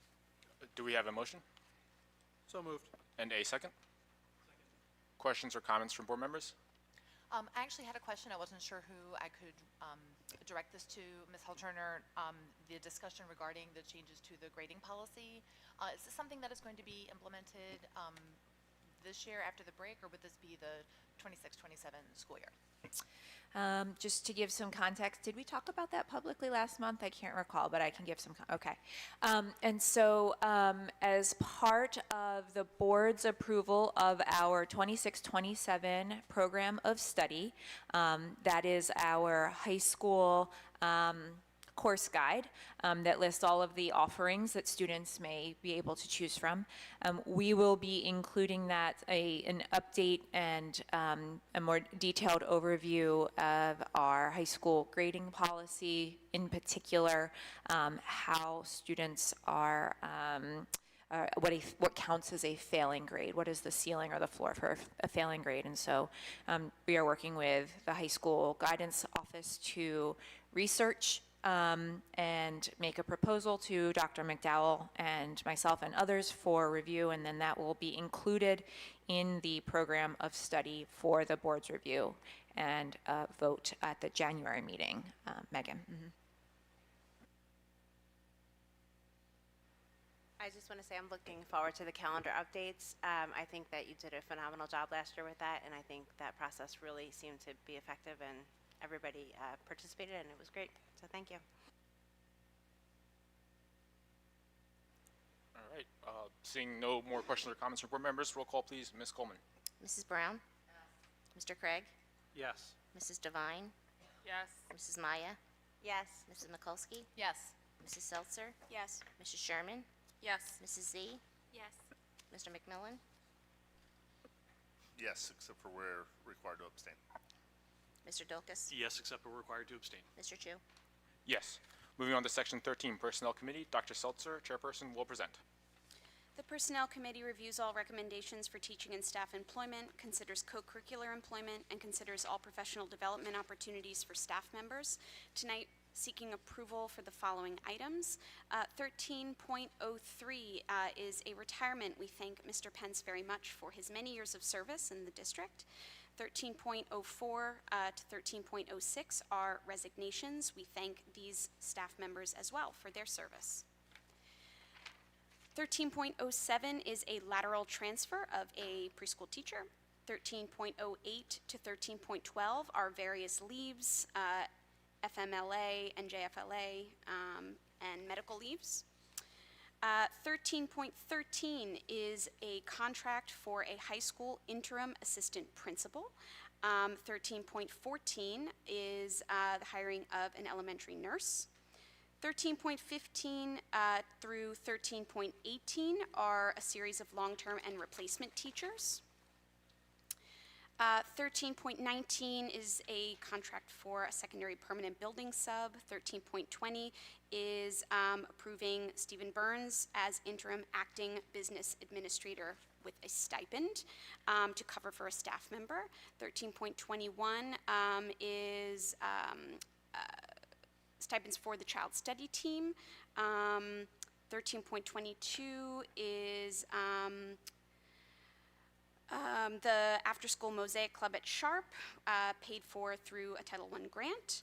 13.23 is the approval of PAAC staff. These are folks who are part of the Panther Ambassador Advocacy Committee who are being paid a stipend to work on some professional development that will then be turnkeyed to the rest of the staff. 13.24 to 13.25 are high school and middle school winter athletic stipends. 13.26 is a student teacher placement revision, and you can see the revision below. 13.27 is a minimum wage revision, raising it starting January 1st. 13.28 is a rejection of a CEA grievance, level 4. 13.29 are a few substitutes and tutors. And 13.30 is the travel expense form. So seeking approval for items 13.03 to 13.30. Can I get a motion, please? So moved. And a second? Questions or comments from board members? A quick reminder for our NJEA members for agenda item 13.28 to recuse yourselves from that per guidance from our board lawyer. All right, seeing as there are no questions or comments, can we get roll call, please? Mrs. Brown? Mr. Craig? Yes. Mrs. Devine? Yes. Mrs. Maya? Yes. Mrs. Mikulski? Yes, except for item 13.28 where I abstain. Gotcha. Mrs. Seltzer? Yes. Mrs. Sherman? Yes, except for item 13.28, I abstain. Mrs. Z? Mr. McMillan? Yes, except for where we're required to abstain. Mr. Dilkus? Yes, except we're required to abstain. Mr. Chu? Yes. Okay. Moving on to section 14, the Culture, Climate, and Policy Committee. Ms. Maya, chairperson, will present. The Policy and Regulations Committee reviews all updates and changes of district policies and regulations. Tonight, there are no policies up for a first read. The only policy is 14.03, which is up for a second read, and that is what we discussed last month in Committee of the Whole, 0155, Board Committees and Committee of the Whole revised, and so we are looking approval of item 14.03. Yeah, that's it. Can we get a motion, please? So moved. And a second? Second. Questions or comments from board members? So I have a comment for the second reading of the policies. While I really appreciate all of the board getting on board with transparency, I did have a lot of questions which I was told I could ask. And then I know the policy committee discussed, but then it was more made out to those questions could not be answered until we all met and decided those things. So I'm not against committee of a whole, but without some of those questions answered or details, I'm not sure how it's going to work and how to kind of vote on something like that without details. And I'm not sure I'm comfortable voting yes for something without knowing the details. So that's just my comment there. Would you like to, I guess, ask those questions here, and then we can see if there are any details that can be provided? Sure, I don't have them on hand, sorry. But I think the biggest one was, what is it going to look like? How, what days of the week? What are we doing? Like how, and the next biggest question was more, how do we discuss kind of any personnel things that can't be discussed? I think that was my biggest question. Is that going to be a third meeting? Is that going to be executive session? Obviously, I'm fully committed to the board, but we also have to take into consideration this might be 2 3-hour meetings, so just some of those details, they might all look different for our board, but some of those details would be helpful. Sure, please. I can address some of it, because I had the same questions, just because, yeah. I currently have, depending how the vote goes, I have 3 versions of the calendar, the board member calendar, the meeting dates. Because we could probably do it one of 2 ways, right? So depending who the board president is, then we would decide that. So we're not going to exactly know, but the first would be, we have the committee of the whole the week before the meeting, and then we would come back a week later. So we're out 2 nights, and one night would probably be like long, like a 3 or 4 hour meeting, and then the second one would be, I'm hoping, substantially shorter. So we're all not like bogged down a lot. So I got one calendar that's doing that, and the other one kind of doing it like the old way, where we do everything in one night. So I hope that answers one of your questions. So depending who the board president is, I guess they would decide kind of how we're going to like distribute the calendar. I know the dates of the board meetings, right? So if we go to committee of the whole the week before, we would just pick because right now I think personnel's on Monday and finance is Wednesday. So I think we try to do most of them on Mondays, I think. But like we would just pick like the one day and just do it all on that one day. So that's kind of already drafted, because I know like when we go after we have reorg, we have to hit the ground running with that. So I kind of already have drafts of that. Anita was kind enough to sit with me to do that before she retired. Same questions with personnel. Obviously, we probably have to do a lot in closed session if there's questions that the board members have, because obviously we can't discuss names and obviously a lot of information, but if it's something where a name has to be mentioned or an explanation has to be provided, we'll just have to go into closed session either at the beginning or at the end of the meeting to like answer all the questions that we can't like say out loud. Okay. I think I'll jump in, and I think some of the stuff that we discussed during the policy committee too was that, you know, some other districts might do everything in one night, right? They might have the working session and then the board meeting right afterwards to pass it. And at least I think we are mostly in agreement in the policy committee that likely for us, we would want to do the committee of the whole a week before, right? Because I think a lot of us would like to have the discussion, then have some time to, you know, ruminate on it before voting. And also, in case we have feedback that the administration then needs to go in and work on an update, give it some time there. I also, in terms of the personnel committee piece, Ms. Devine, did you want to share, I think, a point that you made about that I thought was really, I think, important? Yeah, I think in our conversation around personnel, I really would actually ask that we move towards making decisions that are really around policy and not the who. Sometimes I actually sit in a space that have been on other boards. You don't get to know who. That isn't the privilege or right of a board, and I do actually think we need to get to that level of it's not our business to know, and so I'm really asking that we move towards that approach, because I actually get deeply uncomfortable knowing the level of who, what sometimes, so I would actually think it's a good practice to move towards, does this make sense, yes or no? You shouldn't need to know who, to be very, as you all can imagine in your own professional experiences, you don't need that level of detail. So that is something I do think we can do and practice pretty with ease in this setting, but I would ask that we move in that direction, which obviates some of the concern around the personnel conversation, because it shouldn't be about a person necessarily. So. Yeah, no, that makes sense. I'm not on that committee, so I wasn't really sure how it works, and obviously since they're committees, you can discuss more things than you can publicly, so that makes a ton of sense. Okay.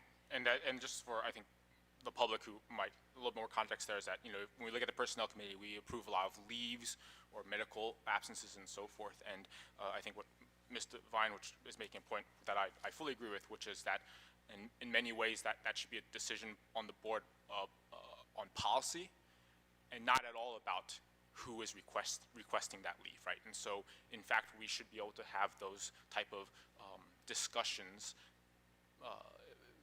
oftentimes or look over those agenda items oftentimes in public without needing to go into executive session, because we will not be discussing any individuals there.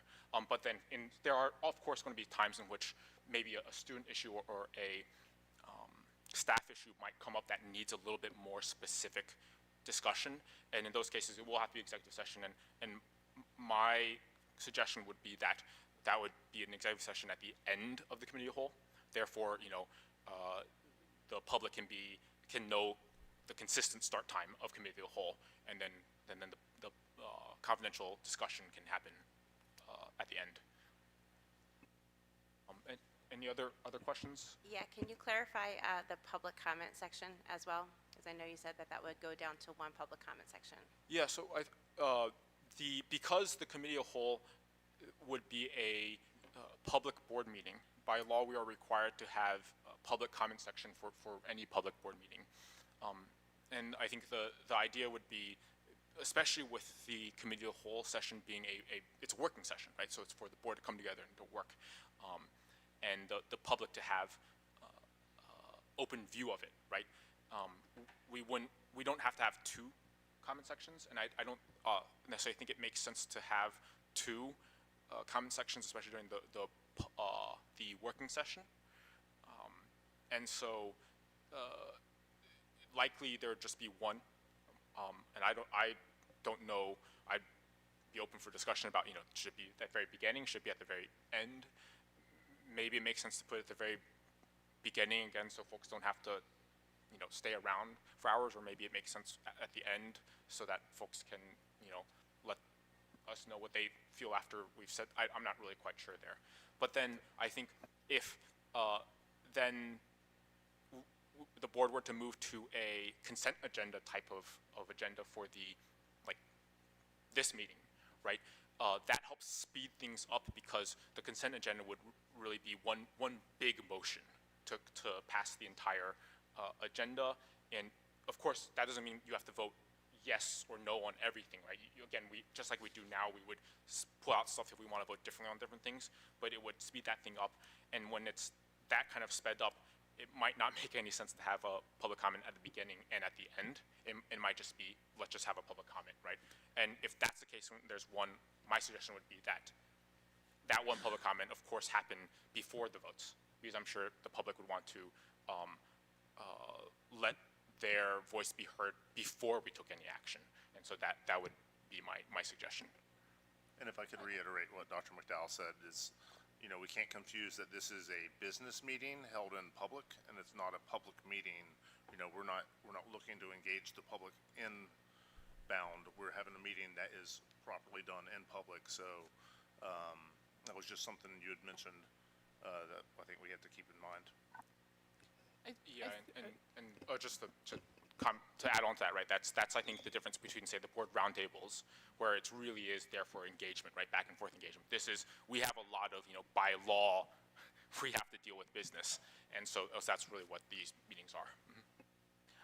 And I think in terms of the time and capacity, right, there will still be 2 total public comment opportunities, but right, so they're broken up by different days, so people actually probably have more time to really have a perspective on and see the discussion. The other piece is, ideally, once smoothed out, the total time, even across our committees, it is equal to this one consolidated conversation, so then we're all having one conversation instead of. And so it took me a moment to wrap my head around, this may be a marathon and will get more efficient over time, but it will certainly longer and a more compressed by virtue of the discussion just will be slightly more balanced. Just a logistical question with the drafted potential dates. Does that include, I was just thinking of some Woodland, Oakland, is that all staggered out? Okay. I appreciate everybody's comments and having this conversation in public. Again, I just want to reiterate that I think that this should be a conversation that we have in January with the new board with reorganization in all 3 towns coming together. But I do appreciate the conversation, and I am for the idea overall. But I suggest that we wait. Just saying. And I would like to echo that. Actually, thank you, Kelly. I don't think anybody here does not favor this idea about transparency, but I think the very, and I'm thinking to myself, okay, not sure, but I think even just the nature of this very helpful conversation with, Roger, as you said, my suggestion would be we could try it this way, we could try it that way. So it's starting to become a little bit more clear to me, but there are voices that are not here, that are not engaged in this conversation. And to Maggie's point, I think if we're going to vote on something, we should know exactly what we're voting on and what it's going to look like. And that would be best a vote in January. Thank you. I think we did talk about this last month, but the timeline of if we push this back, and it is a voice, right? Because we have one board member who is turning over. So considering within that, if we delay this until the end of January, I think we said we wouldn't be starting this until. Or no, that at this point, because we've gone through the readings? Well, this would usually be the ideal time because January is where at the reorg meeting, we set the dates for our board meetings for the whole next year. And then I advertise it for the whole year and it goes on the website. Every school district in the state of New Jersey sets their calendar in January, not February. So this would be the time to do it, in my professional opinion. I just want to clarify, I wasn't just talking about one board member that we have here, all 3 towns reorganize, they all pick a president and vice president, they pick their reps for their, respective towns. So there's more than just one person that's turning over, it could be multiple factors that are turning over, to your point, but I appreciate that. And in terms of the calendar, Beth Ann, I can't thank you enough for all the hard work that you put into putting that calendar together and prepping for that. But I did ask this before, and I just want to clarify, if for some reason we decide to do this and it's not working for us, how would we go about changing the calendar and changing that, from that point on? I have to talk to school boards just to make sure I'm right, but well, if it's not working, obviously, we would probably have to It'd be a obviously change- redo the whole change of calendar. policy. Yeah, we'd have to redo the whole thing again. It'd be a change of policy. Yeah, we'd go back to basically what we did like 4 to 6 weeks ago, we would have to do in the middle of the school year. A quick question about the Or board history year. of this. Has this ever been done before in the past year? I've been here 18 years and it's always been committee. So it's a new adventure for all of us, including myself. I do also, though, want to be clear that this has been done in many districts, and actually townships and boroughs and municipalities, including our neighboring districts. Ms. Mikulska, you were mentioning that there are, it seems like there are some specifics about the implementation of this that maybe needs still to be clarified. What specific implementation pieces do you have questions about that need to be clarified? Because as I understand what you've said, you are for this idea, but you're not clear about the specifics. And so are there specifics that we can clarify right now to help you with your comfort level? Well, sure. I mean, I think there have been some ideas that have just been hashed out, and that sounds great, you know. And Beth Ann, you even said we could do it this way with, you know, the 2 meetings, or we could do, or if I wrote it down correctly, you know, we're still talking about maybe closed sessions. Maybe we wouldn't have to have closed sessions if we moved into the identification numbers, the way you said. I mean, this is all very helpful, but, you know, we're still going to need attorneys present to find out exactly how this is going to work.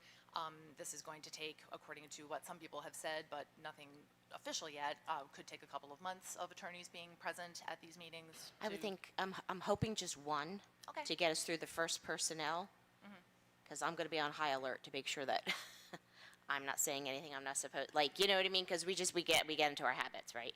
So I would want to make sure, Yeah. like, as I'm policing myself, somebody's, you know, like, and then hopefully we'll get in the swing of things. I'm hoping it's only one.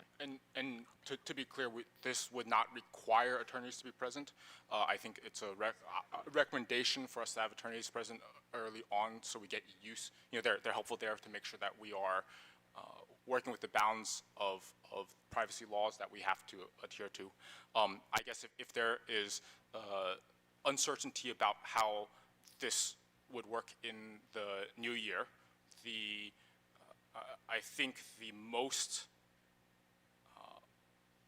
logical way to do this would be to have, before the Monday board meeting, the week before Monday, would be our committee of the whole working session. If needed, for any specific privacy-related issues to discuss, that we would have a then executive session at the end of that working session in order to discuss those items. Then the following week, we would have our regular board meeting, and so that's the setup.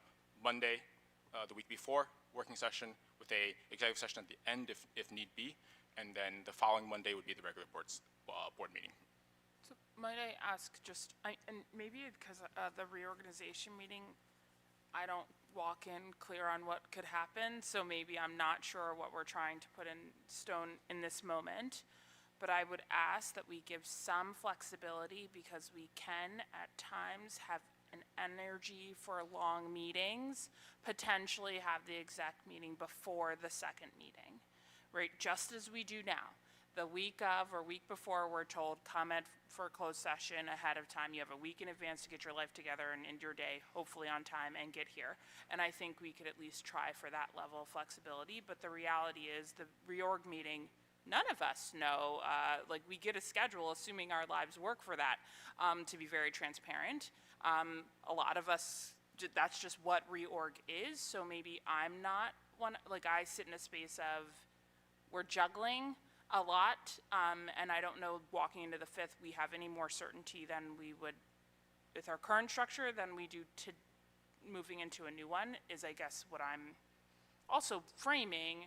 And that I do think the policy itself doesn't lock us into, okay, we're moving exec to this date versus this date, right? Like, I think that is still, the policy is not that level of specific. It is around, are we prepared to sit at this table and have conversations so that we aren't in a space of, well, I wasn't in the conversation, so I'm not sure what I heard. Or that others are thinking right? So I think that is the intention here.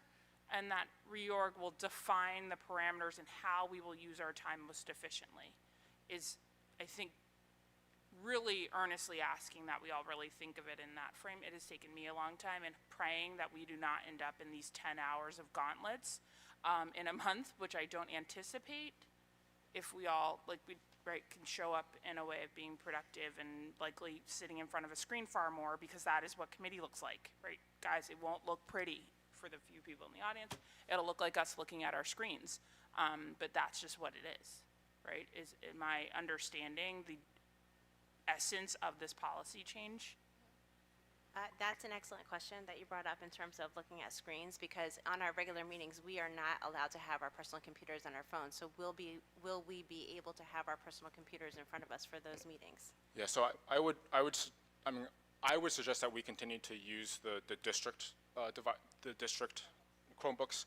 One of the reasons is that the conversations amongst the reason why I think that practice was put in place for our board was that we were warned by New Jersey School Board Association and by our own lawyers that there is a risk, if we're having kind of conversations back channel during the board meeting, that folks could be like, oh, that should be open in public. And so one of the nice things about having the district Chromebooks is that it's a district Chromebook. We'll be logged into our accounts. We'd be, for example, we might be using our email here, but that is all public record recorded by the district. And so I would say that we would need to have the Chromebooks for sure. Yeah, but I think I think part of this is working through, and it will probably take a little bit of time, to get used to the most effective way to do this. I also just want to comment, I've been in personnel with you for this past year. You're very professional, and I don't think you ever go out, say anything that's inappropriate in any way, shape, or form. So I don't want people to sit here and think that we're talking about them in any way. That's not what happens, and you're very professional, and I appreciate that. So thank you. So I think that this is a very useful conversation, but I guess my follow-up question is, so some of the things that we're saying right now, like we can do this on Wednesday, we can do, we can do it this way, we can do it that way. Is this official? Like when would these, right, that's what I'm thinking, right? So I'm thinking, when are these conversations going to happen where we can kind of iron out the fine details? Once we have a school board president, so like normally what we do reorg, right? We come back on January 5th, I run the meeting, because after this meeting, we have like a month of not even 2 weeks of no president. So what happens is the dates for the board meetings are set, right?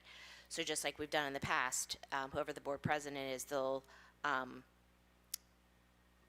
probably a couple days after reorg, we send that calendar out, like here's the dates of the committees. Now it'll be here's the dates of our committee, our working session.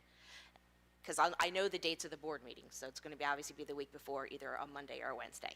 So that email will go out to everybody. I'd like lock your calendar. Here's the time and location of every committee of the whole meeting for the whole year. The last so many years, it's been here's your committee assignments and the dates. I think it'll just be here's the dates of all the committee of the wholes. But that's kind of how I anticipate that going out. And I guess the last thing I'll say about the timing is, I appreciate that, Beth Ann, you say every school district releases those dates, and I appreciate that, but, and I know that a lot of school districts do their meetings in this format. I work for one, so believe me, I get it. I think it's a good idea. But I will, again, maintain that, the idea to go to this came up at like the end of November. So, and okay, great, that's a good idea. We're going to change course. But when there's that kind of a late in the year, post-election unveiling of an idea of this magnitude, I still think it's reasonable to think that there is going to be, maybe it's not a good idea to rush it to be ready to go if, for the beginning of the reorg, if there are still questions. I just think that's a reasonable, not everybody has to agree with me, but I think that's a reasonable suggestion.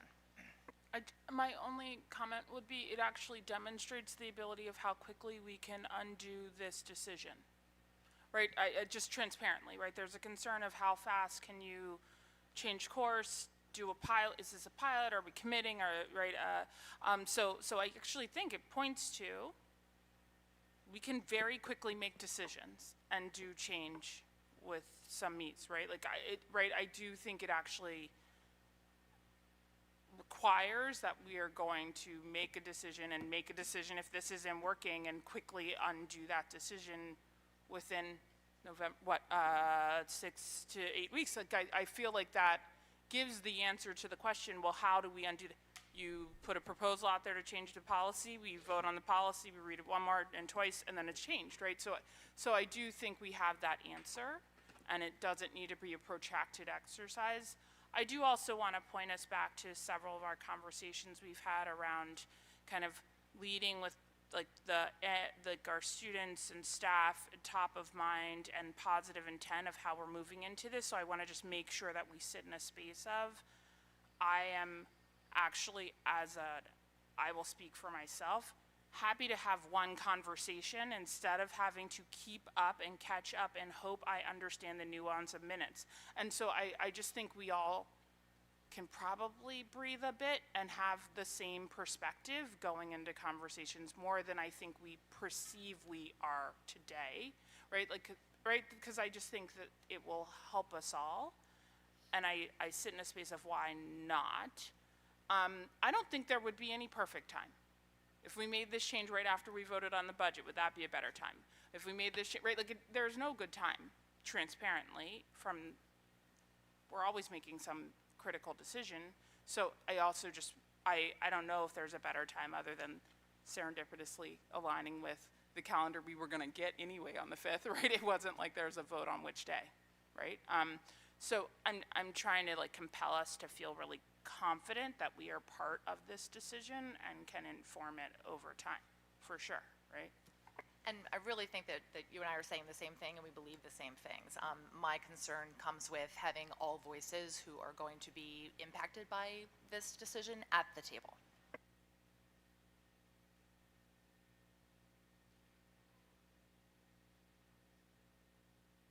Any other questions or comments from board members? All right, roll call, please. Mrs. Brown? Yes. Mr. Craig? Yes. Mrs. Devine? Yes. Mrs. Maya? I am going to say no on 1403. Mrs. Mikulski? I am no on 1403. Mrs. Seltzer? Yes. Mr. Sherman? Yes. Mrs. Z? Yes. Mr. McMillan? Yes. Mr. Dilkus? Yes. Mr. Chu? Yes. All right, moving on to section 15 miscellaneous. 15.01 is the HIB reports from the previous month. 15.02 is the NJ CUSAC District Improvement Plan. So we are seeking approval for items 15.01 through 15.02. Can I get a motion, please? And a second? Second. Questions or comments from board members? I did have one question about 1502.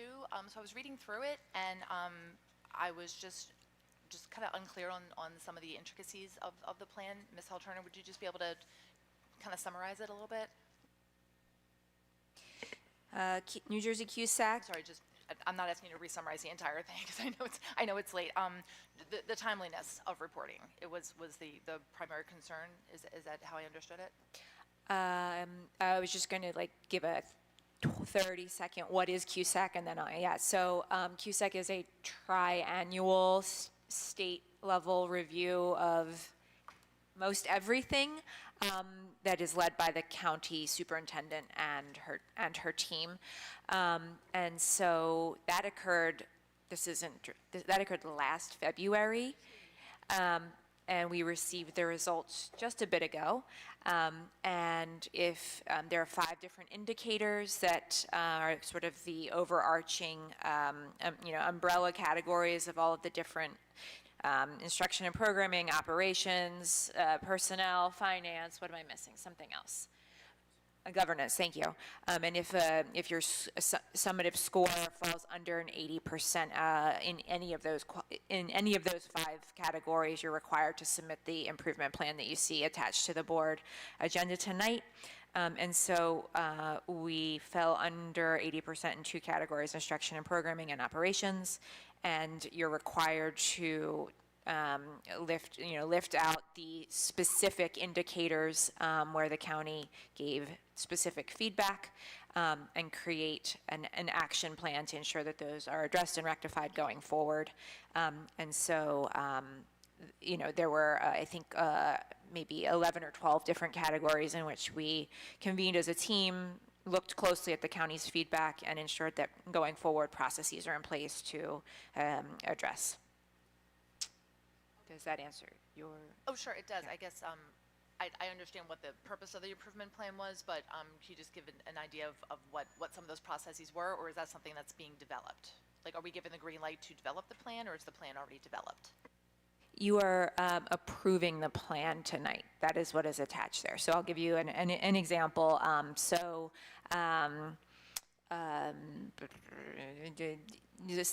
Documents for security drills have to be board approved and then submitted to the county in a timely fashion. If we hadn't done that in the past, we had to come up with a plan to ensure that we are closely looking at the calendar to make sure that we get the items completed, approved, submitted. And so most of the feedback fell around that type of feedback of like, oh, you did the thing, but it was due within this timeline on the calendar, and you didn't meet the sometimes very tight deadlines. And so most of what we were doing was triple checking our own internal processes to make sure that if there was something that was supposed to be reported out to you twice a year, did we do it in that fashion, and do we get it then to the county office in time? So I would say probably 8 or 10 of the pieces of feedback on the improvement plan are related to just that type of follow through. Not that we weren't doing the thing, but oftentimes weren't meeting the exact timeline. Sometimes we're talking about a number of, you have this many days to do a thing. And so, we are reviewing internal processes to make sure that we are meeting those required timelines. Thank you. Just for a little comical relief. Listen, we have to submit this to the state, right? Because we missed something like by a day or two, but they were out last February. So I just note the timeliness of which the county office and the state gives us feedback. It's not reciprocal, that's all. Merry Christmas. Any more questions or comments from board members? Roll call, please. Ms. Coleman. Mrs. Brown? Yes. Mr. Craig? Yes. Mrs. Devine? Yes. Mrs. Maya? Yes. Mrs. Mikulski? Yes. Mrs. Seltzer? Yes. Mrs. Sherman? Yes. Mrs. Z?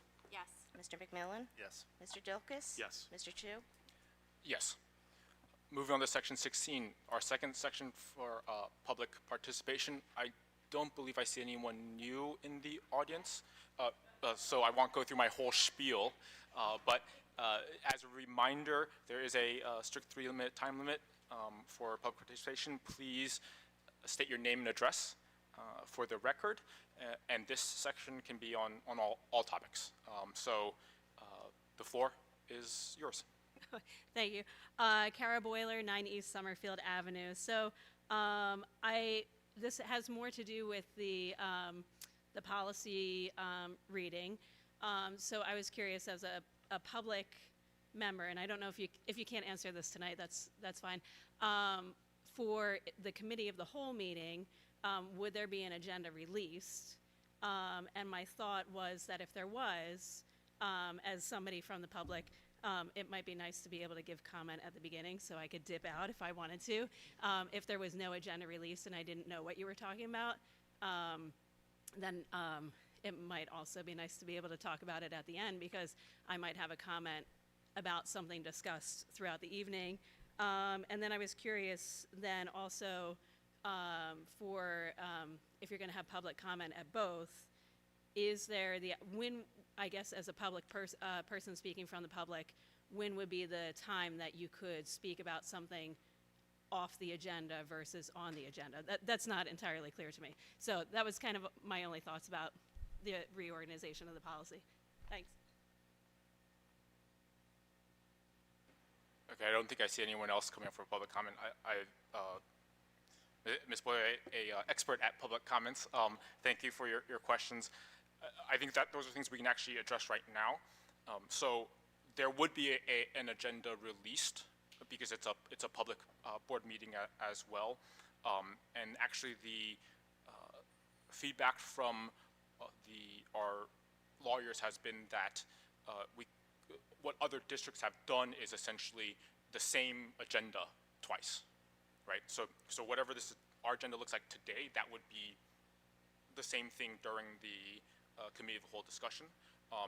And then note that a lot of districts only have one public comment section, which means then that the public comment section is just public comment, right? And the way that we have it right now is means then that we've restricted the first one to items on the agenda, which frankly, I think you can blame me, has sometimes been loosely enforced, and then the second public comment section being general. So hopefully that answers the questions from the public. Okay. At this, right before we move to adjournment, I would like to take just one moment to wish our staff, our students, our families a wonderful holiday season. Thank you for being with us this school year. I want to thank my fellow board members for all of the work that we have done over the last year. I think it's been a tough year, but really appreciate all the work that's been happening, and I would like to say thank you for allowing me the privilege of being the board president for this past year. I'm looking forward to coming back on January 5th and working again with everyone here, hopefully to continue to improve our schools for the community. And so happy holidays, everyone. Can I get a motion to adjourn? So moved. And a second. Second. All those in favor? Aye. All those opposed?